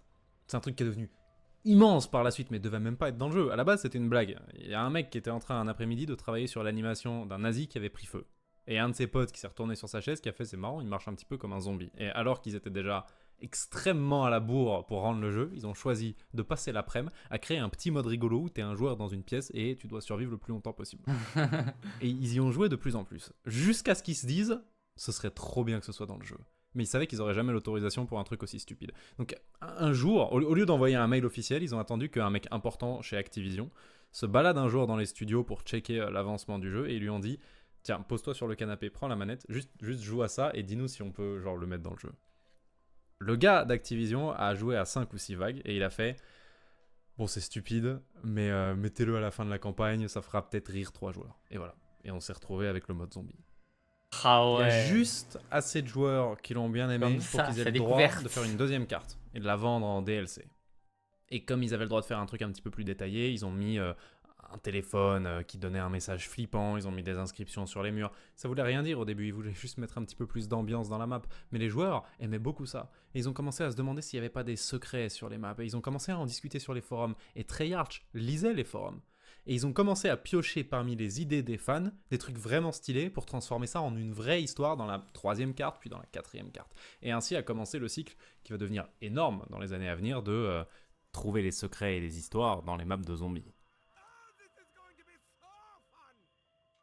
Tout le monde a oublié World at War quand même, malgré tous ces trucs stylés. Pourquoi ? Parce que, encore une fois, les pauvres gars de Treyarch, ils sont pas très forts pour sentir leur époque. Quelle est la seule chose qui est très moyenne dans World at War ? Le multi. Quelle est la seule chose que tu n'as pas le droit de rater dans l'ère après Modern Warfare ? Et ouais, le multi. Donc la majorité des fans de COD ont acheté ce jeu quand même. Il s'est bien vendu, mais personne n'est resté. Les gens ont lancé le multi, ils ont vu que c'était celui de Modern Warfare en moins bien, et ils ont dit, vous savez quoi? On attendra le prochain Infinity Ward. Ça tombe très bien. Il arrive là. Infinity Ward, ils sont dans la phase de leur existence où décevoir, c'est impossible. C'est pas permis.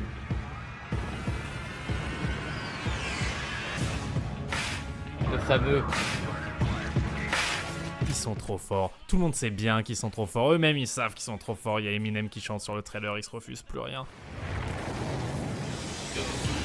Et voilà que ça se course dans les favelas, et voilà que ça fait des courses en motoneige, voilà que ça s'enfuit d'un goulag en hélicoptère. C'est la campagne où tu reprends le bureau ovale aux Russes, puis t'entends un message qui dit que l'aviation va aplatir la zone, et tu cours sur le toit de la Maison Blanche avec la musique de Hans Zimmer à fond dans les oreilles, pour activer les fumigènes verts et empêcher le bombardement. Et à ce moment-là, tu réalises quoi? Qu'il y a des fumigènes verts partout autour de toi, parce que partout, il y a encore des Américains qui sont en train de se battre.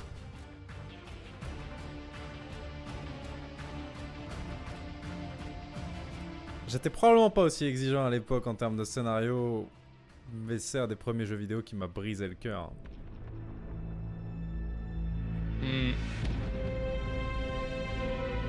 On se rappelle tous de cette trahison.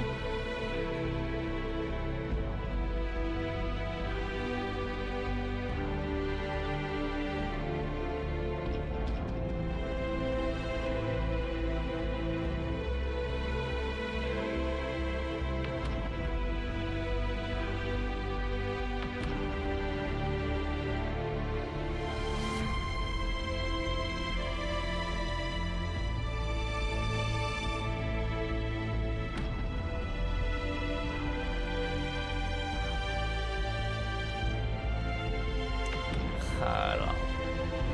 Et là on meurt réellement. Y a pas moyen de s'échapper Vous là. savez, quand j'avais 13 ans et que je comprenais rien aux jeux vidéo, j'étais absolument persuadé que c'est moi qui avais réussi ce lancer de couteau.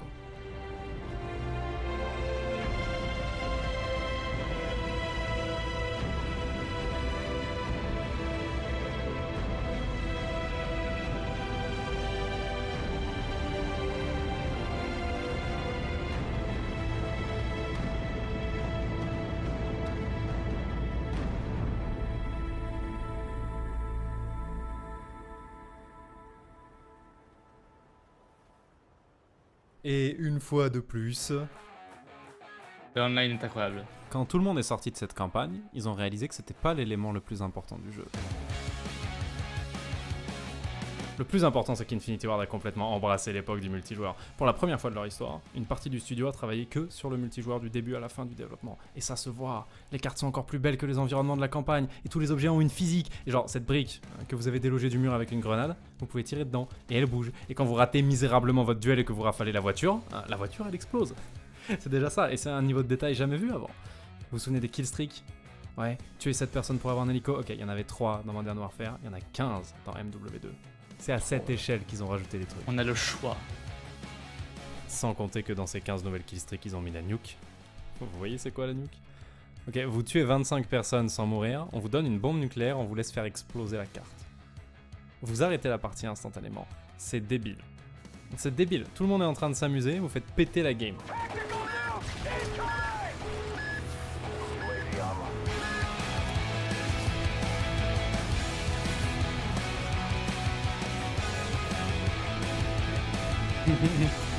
Les meilleurs Mais ajouts. en fait, c'est une à idée mon de avis. génie. Parce que quand tu as la nuke, tu vas en parler à tout le monde, tu vas en parler à tes potes à l'école, tu vas en parler à tes cousins, et si tu peux, tu vas en parler au monde entier. Et on est en 2009. 3-4 ans plus tôt, il y a un site qui s'appelle YouTube qui s'est lancé. Et une fois que t'as impressionné toute ta classe avec ton challenge nuke, faut trouver des trucs encore plus impressionnants. Et on entre dans l'ère de celui qui va rentrer le tir le plus stupide, de celui qui va faire le meilleur score, de celui qui va trouver les meilleurs builds. Tout ça facilité par le fait qu'il y a 150 fois plus de contenu que dans MW1. Est-ce que vous savez à quel point YouTube a mis ce jeu en avant? Non, vous aurez la réponse quand je vous donnerai le nombre de copies vendues de MW2. Et personne avait demandé à Infinity Ward de faire un jeu qui était aussi parfaitement bien pensé pour YouTube dès 2009. Mais d'un autre côté, personne leur avait demandé de passer la Seconde Guerre mondiale non plus. Et personne leur avait demandé de doser le multi pile au moment où tout le monde a le Xbox Live chez lui. C'est juste des trucs que tu fais quand t'es un studio visionnaire. Bonjour à tous, c'est Monsieur le V12. La nostalgie. Oh, oh, oh.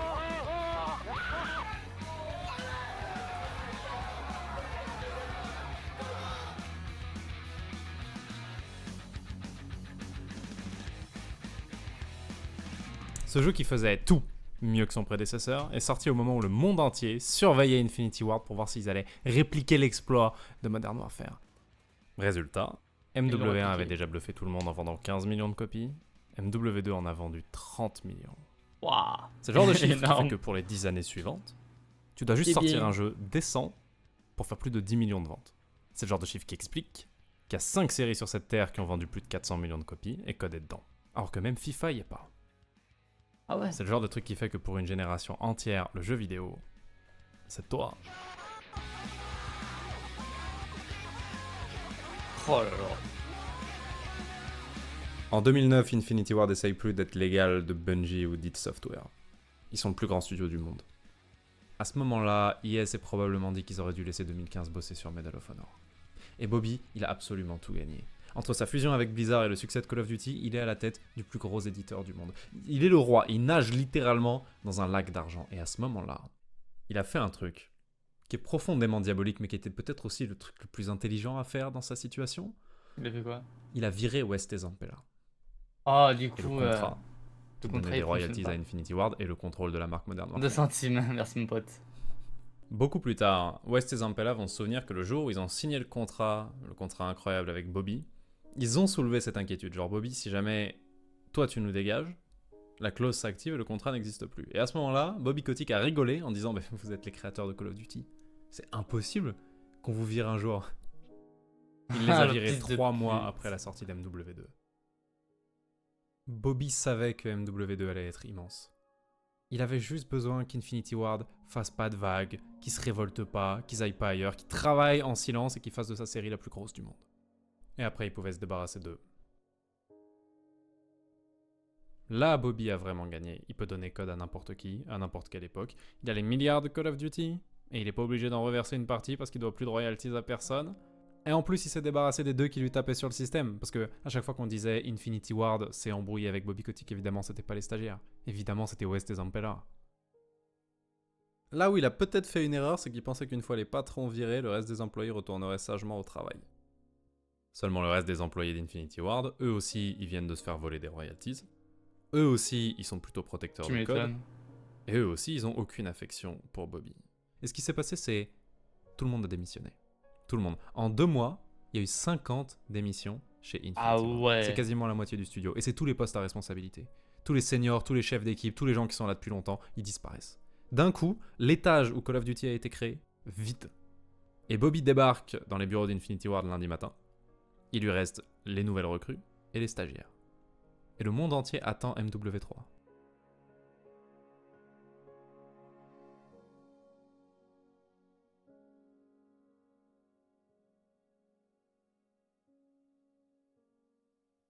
Au moment où l'équipe originale se barre, et au moment où ils ont besoin que Call of Duty se fracasse la figure pour montrer qu'ils étaient indispensables, Treyarch, qui décidément existe exclusivement pour casser les burnes d'Infinity Ward, sortent leur meilleur jeu à ce jour, Black Ops. Ah bah oui. Hey! Who are you people? What do you want from me? You want the numbers, Mason. That's all we've ever wanted. Ah ouais, Mettre leur d'accord. marque dans la marque à eux. La raison pour laquelle on va enfin connaître Treyarch. Et on commence à voir les différences de personnalité entre les deux studios. Treyarch se prend moins au sérieux qu'Infinity Ward dans le sens où ils se sentent pas obligés de faire un grand film de guerre. Dans les deux cas, la mise en scène est sublime et dans les deux cas, le ton est sérieux, mais il y a un côté surnaturel dans les Black Ops. Genre le méchant a des plans dignes de Dr. No dans un James Bond des années 60. Vous voyez, il y a des armes qui n'ont aucun sens et il y a des zombies. Il y a de façon générale un niveau de n'importe quoi qui est sacrément plus prononcé chez Treyarch.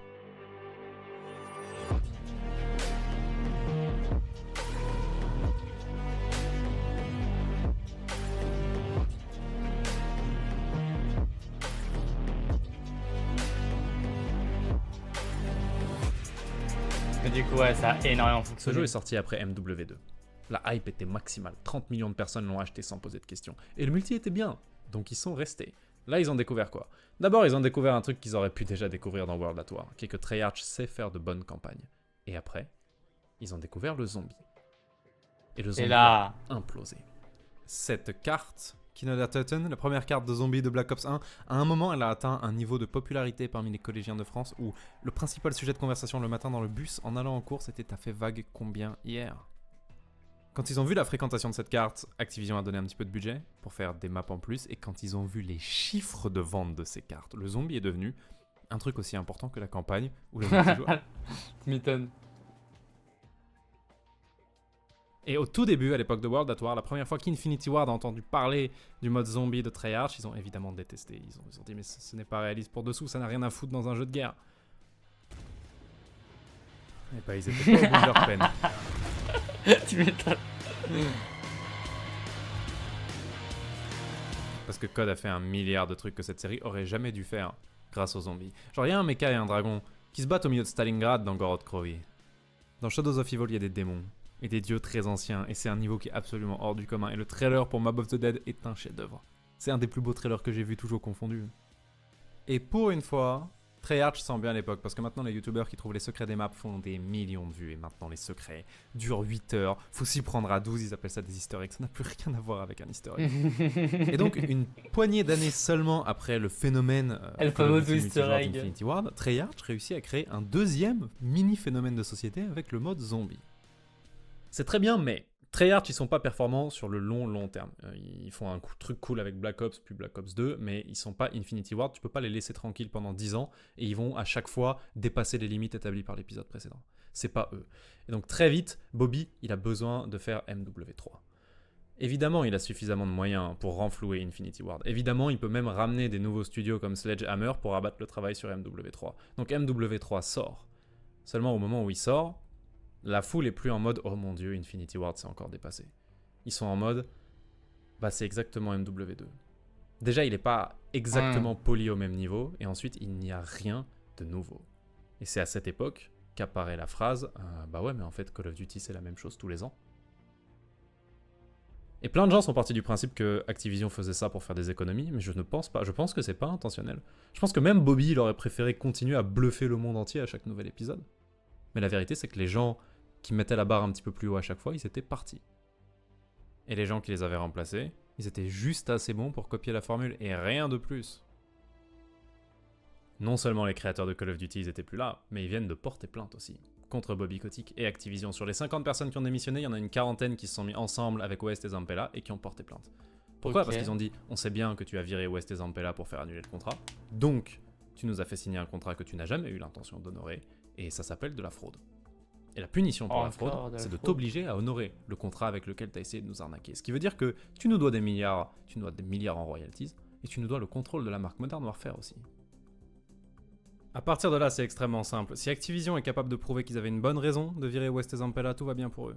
S'ils sont pas capables de prouver qu'ils avaient une bonne raison, c'est peut-être qu'ils ont été virés que pour faire jouer la clause du contrat qui dit que s'ils sont plus chez Activision, Infinity Ward perd tout. Et ça, c'est illégal. Ça, c'est fraude. Et ce procès va permettre au monde entier de découvrir ce qui s'est passé à l'intérieur d'Activision pendant les années qui ont mené à la sortie d'MW2. Et comment, alors que Call of Duty était sur le toit du monde, en interne, c'était juste tout le monde en train de trahir tout le monde. Ça a commencé par des mails entre Bobby Kotick et d'autres personnes haut placées chez Activision, dans lesquels ça dit « West et Zampella, ils sont ingérables, ils écoutent personne, ils ont trop d'ego, il faut qu'on se débarrasse d'eux. » Vous noterez que Bobby est pas suffisamment bête pour dire dans ses mails il faut les virer pour faire tomber le contrat. Mais le truc c'est, ce premier mail, il date de quelques mois seulement après avoir signé l'incroyable contrat. Il a été envoyé très très tôt. Donc on est censé croire qu'il a promis des milliards à ces gens, et puis directement 2 mois après, il a soudain réalisé qu'en fait ils sont ingérables. Et ces fameux mails vont devenir l'opération Icebreaker, qui est une initiative entre tous les gens importants chez Activision pour trouver une bonne raison pour virer West et Zampella. Opération Icebreaker quand même. Je sais que c'est des Américains et qui vivent pas dans le même monde que nous, mais c'est des grands vice-présidents. Ils ont tous 50 ans, 4 gosses et des salaires à 7 chiffres. Ils ont créé une boucle de mail pour virer 2 bugs et ils l'ont appelée Opération Icebreaker. Et le moment le plus drôle de l'opération Icebreaker, elle a été racontée beaucoup plus tard lors du procès par un gars qui s'appelle Thomas Fenady, qui est informaticien chez Activision. Il travaille au service informatique, et un beau jour, il y a le chef juridique d'Activision qui lui dit « Trouve-nous un moyen de lire les mails de West et Zampella. On a besoin de lire leur correspondance. » Il sait pas trop comment faire, donc au début, il va voir Microsoft. Et il leur dit « J'aurais besoin des mots de passe de leur compte Microsoft pour avoir accès à leur boîte mail. » Et Microsoft fait « Oui, bien sûr frérot, évidemment, dès que tu reviendras avec un ordre signé par un juge. » Donc il lâche l'affaire Microsoft, Et ils contactent Ouais, une du coup, entreprise c'est illégal, privée spécialisée en cybersécurité en leur demandant s'ils peuvent hacker les boîtes mail de West et Zampella. Et l'entreprise dit frérot, ce que tu nous demandes est illégal, c'est vachement risqué, donc on va pas prendre le job. Il était tellement désespéré, le poteau Fenadi, qu'à la fin il a même avoué avoir discuté avec le chef de la sécurité dans le bâtiment d'Infinity Ward pour lui demander s'il pouvait organiser un faux exercice incendie. Tout le monde descend dans la cour, ils oublient de verrouiller leur PC et lui il peut copier leur mail. Il a jamais avoué l'avoir fait. Il a jamais avoué publiquement devant le juge l'avoir vraiment fait. Il a dit on a parlé du plan, on a envisagé le truc, on l'a jamais fait. Est-ce que vous savez d'ailleurs pourquoi c'est le chef du service juridique qui a donné cet ordre à Fenadi? Pourquoi pas n'importe qui d'autre? Parce que le chef du service juridique est un avocat. Et Activision s'est dit si un jour quelqu'un demande à Fenadi de témoigner, on n'aura qu'à dire que cette conversation est protégée par le secret professionnel. Ce qui n'a pas marché, d'ailleurs. Pendant le vrai procès, le juge a dit ben non, cette conversation n'est pas couverte par le secret professionnel. Et c'est comme ça qu'on a eu le témoignage extrêmement rigolo avec les alarmes incendie et Microsoft. Donc Fenadi a jamais avoué avoir déclenché de fausses alarmes incendie, mais le fait est qu'il y avait régulièrement des exercices anti-incendie chez Infinity Ah ouais, Ward. ok. Et le fait est que Activision a mis la main à la fin sur les mails de West et Zampella. Et ça on le sait à cause de ce qu'ils ont trouvé dedans. Ils ont trouvé que vers la fin du développement de MW2, West et Zampella avaient pris un jet privé affrété par EA pour rencontrer les boss de chez EA et discuter de la création d'un nouveau studio. Et Activision découvre qu'ils sont sur le point de se faire trahir en cherchant n'importe quoi qui leur permettrait de trahir West et Zampella. Donc tout le monde est en train de trahir tout le monde. Et donc le premier argument d'Activision pour le juge, c'est « Regardez, ils étaient sur le point d'emmener tous nos secrets chez la concurrence, donc évidemment c'était normal de les virer. » Et le juge dit « Bah non, ils ont le droit de chercher un emploi même s'ils ont déjà un emploi. Ils ont le droit de parler à EA et de vouloir changer de job même s'ils bossent déjà pour toi. Tu peux pas prouver qu'ils allaient partir avec des secrets. Donc ça suffit pas. » Alors Activision passe à la deuxième méthode, qui est convaincre que West et Zampella étaient bel et bien incontrôlables. Et ils se mettent à énumérer tous les trucs immatures que ces deux-là ont fait pour se plaindre de la façon dont Activision traite les codes. Déjà, il devait y avoir un logo Activision qui tournoyait sur l'écran d'accueil de MW2 et il y est pas parce qu'à la dernière seconde, Jason West l'a fait enlever. Pour quelle raison? Et exclusivement pour embêter Bobby Kotick. Ils ont attendu que Treyarch sorte un trailer pour faire la pub d'un DLC pour World at War et ils ont sorti un trailer pour MW2 pile ce jour-là, juste pour que Treyarch fasse 0 vue. Aussi, si vous allez sur la page YouTube d'Infinity Ward et que vous regardez les vidéos qu'ils ont postées au moment de la sortie du jeu, aucun des trailers de Modern Warfare 2 ne mentionne le mot Call of Duty. Ni dans le titre, ni à aucun moment dans la vidéo. Si on en croit cette vidéo, ce jeu s'appelle Modern Warfare 2. Pourquoi? Parce que Infinity Ward était parti dans un délire de vous donner Call of Duty à n'importe qui, donc on veut être connu pour une autre licence, on veut séparer Modern Warfare de Call of Duty. Et chaque semaine, Activision envoyait un mail en disant les gars, vous devez vraiment appeler le nouveau jeu Call of Duty, et chaque semaine, ils postaient une nouvelle vidéo qui s'appelait Modern Warfare 2, et ça faisait péter un plomb à Activision. C'est marrant. Moi, je trouve ça marrant. Malheureusement, on n'aura jamais la joie d'entendre un juge dire qui avait raison, parce qu'une fois encore, ils sont pas allés jusqu'au bout du procès. Un beau jour, tout le monde a débarqué en disant « Vous savez quoi, on a trouvé un terrain d'entente. » Et vous saurez jamais c'est quoi ce terrain d'entente, évidemment. Ils ont tous signé des clauses de confidentialité. Maintenant, il ne peut s'être passé vraiment qu'une seule chose. Il ne peut s'être passé qu'une seule chose. Bobby a payé des millions et des millions à ses ex-employés pour qu'ils lâchent l'affaire une bonne fois pour toutes avec Call of Duty. Et les ex-Infinity Ward, ils auraient peut-être eu des milliards plutôt que des millions s'ils étaient allés au bout du procès. Mais ils pouvaient pas se permettre de rester 10 ans en procès avec les 60 000 avocats de Bobby. Pourquoi? Parce qu'ils avaient une nouvelle mission, ils avaient un nouvel objectif. Ils s'étaient rassemblés à nouveau autour de West et Zampella, bien sûr, dans le nouveau studio qui s'appelle Respawn. Et ils voulaient faire ce qu'ils avaient déjà réussi à faire une fois. C'est-à-dire créer une nouvelle série tellement stylée qu'elle fera oublier Call of Duty. De la même façon qu'ils ont déjà fait oublier Medal of Honor. Le petit flop. Écoutez, j'estime que du point de vue de la qualité du jeu, ils ont tenu parole. Ah bah, Titanfall.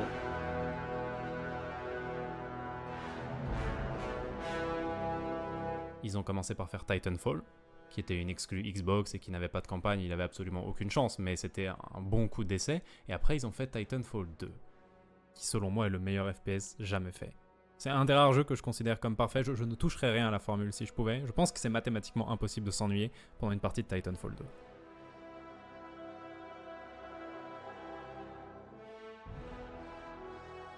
L'idée derrière Titanfall est extrêmement simple. C'est Call of Duty, c'était deux choses, courir et tirer. Maintenant qu'on a passé 10 ans à perfectionner tirer, perfectionnons courir.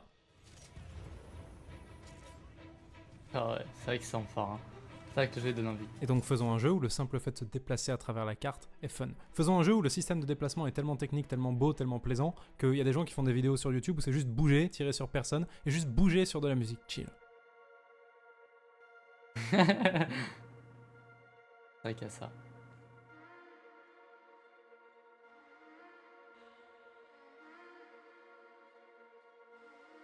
On tire vraiment comme sur Code, sauf que comme t'es toujours en l'air ou en train de filer sur un mur, le moindre kill a l'air spectaculaire. Et la profondeur de gameplay est 2 fois supérieure parce que d'un coup la question est-ce que tu bouges bien est aussi importante que la question est-ce que tu tires bien. Alors que c'est extrêmement rapide et extrêmement nerveux, c'est parfaitement jouable à la manette et il y a des titans.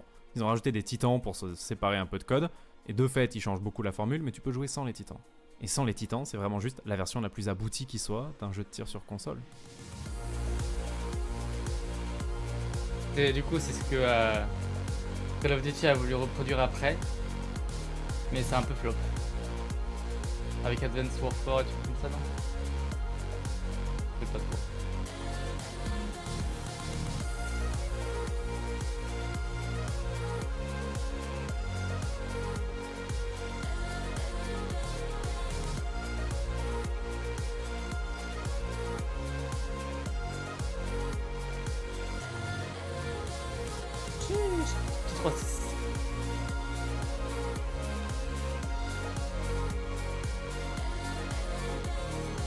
Maintenant, évidemment, on est des années après la sortie de ce jeu, tout le monde connaît toujours Call of Duty, et globalement, personne n'a joué à Titanfall. Donc il a dû se passer quelque chose. Ce qui s'est passé, c'est que pendant qu'il travaillait sur Titanfall 2, Activision est évidemment pas resté sans rien faire. Bobby sait parfaitement à quoi Titanfall doit ressembler. Déjà, ça fait des années qu'Infinity Ward lui pitch le jeu en lui disant « s'il te plaît, laisse-nous le faire ». Et en plus, entre tous les gens qui sont partis et restés d'Infinity Ward, tout le monde se connaît, tout le monde se parle. Activision sait pertinemment ce que Respawn est en train de préparer. Maintenant, il y a ton ancienne équipe extrêmement dangereuse qui vient chercher ta place de numéro 1 en faisant un code futuriste avec des grappins et des jetpacks. C'est quoi ton meilleur move? Je fais la même. Tu prends ta franchise qui est 100 fois plus connue, tu fais des grappins et des jetpacks. Mais les gens n'ont pas kiffé.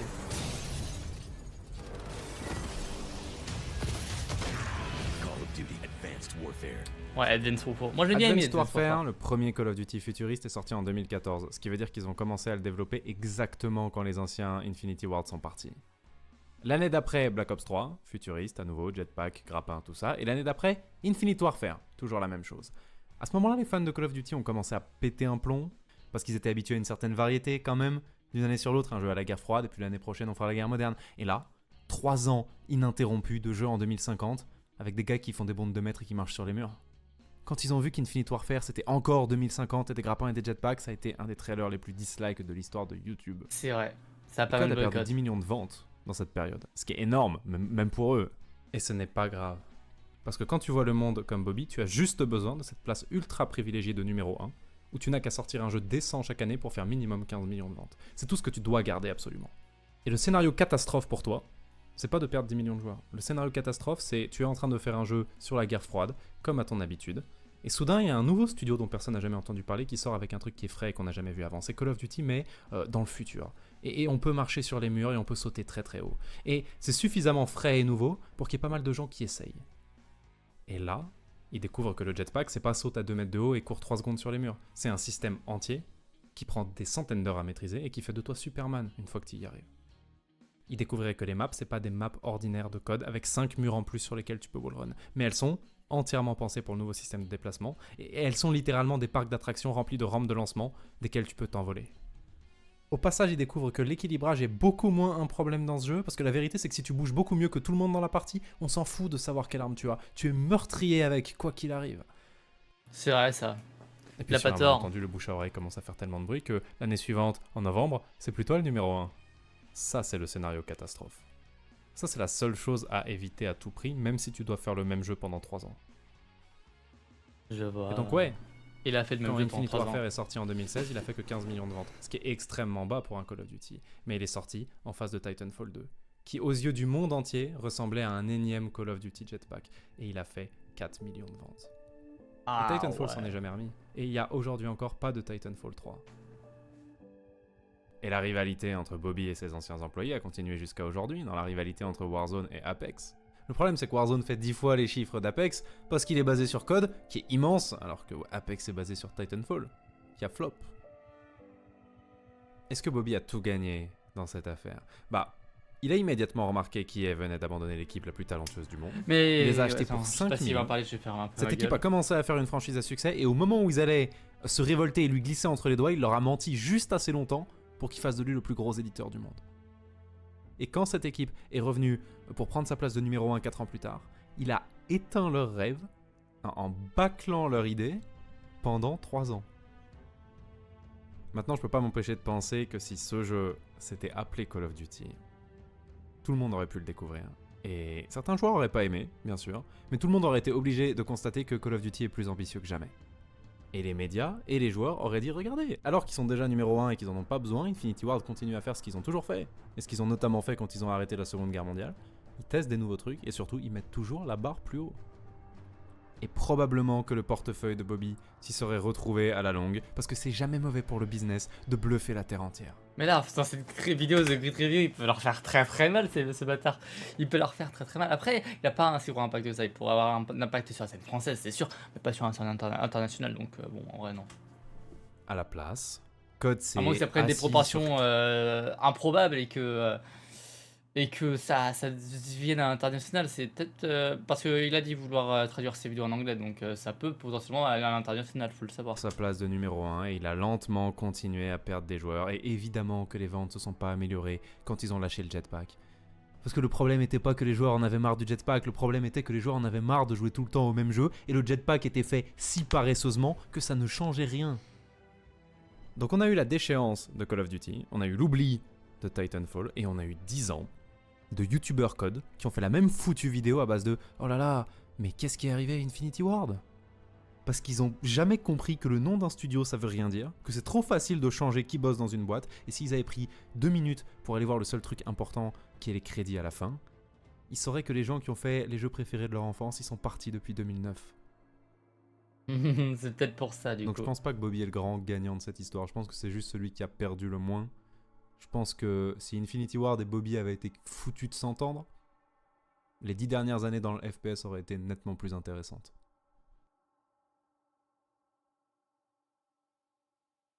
Aïe aïe aïe.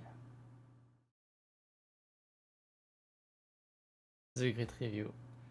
Voilà, j'espère que ça vous a plu. Un immense merci à tous ceux qui ont déjà rejoint le Patreon, à tous ceux qui partagent, qui regardent. C'est beaucoup de travail, mais vous avez toujours été très bons avec moi, donc j'ai beaucoup de chance. Et un très grand merci à Top Achat aussi, qui finance une partie de ces vidéos et qui accepte de le faire de façon non conventionnelle sans interrompre l'histoire. Ce qui n'est pas commun chez les sponsors. Donc voilà, je vous ai mis un lien à eux dans la Gentil Top Achat. description. Si c'est dans vos moyens, prenez-leur un truc, parce qu'ils me mettent vraiment bien. Et ouais, à la prochaine. Bah, incroyable vidéo, hein. Franchement, rien à dire, rien à redire. Tu vas jouer à quoi? Mais laisse-moi respirer, Yolan. Vous voyez, Yolan, ce modérateur, il me laisse pas respirer, ce bâtard. Il ne me laisse pas respirer. Laisse-moi respirer. Je peux faire un petit débrief de fin de vidéo, s'il te plaît, Yolan. Du coup, la vidéo est incroyable. Il y a beaucoup de choses qui sont éclairées. Ta gueule, je veux juste changer le jeu avant d'aller dormir. Tranquille, va dormir, je vais le faire moi-même. Il y a R.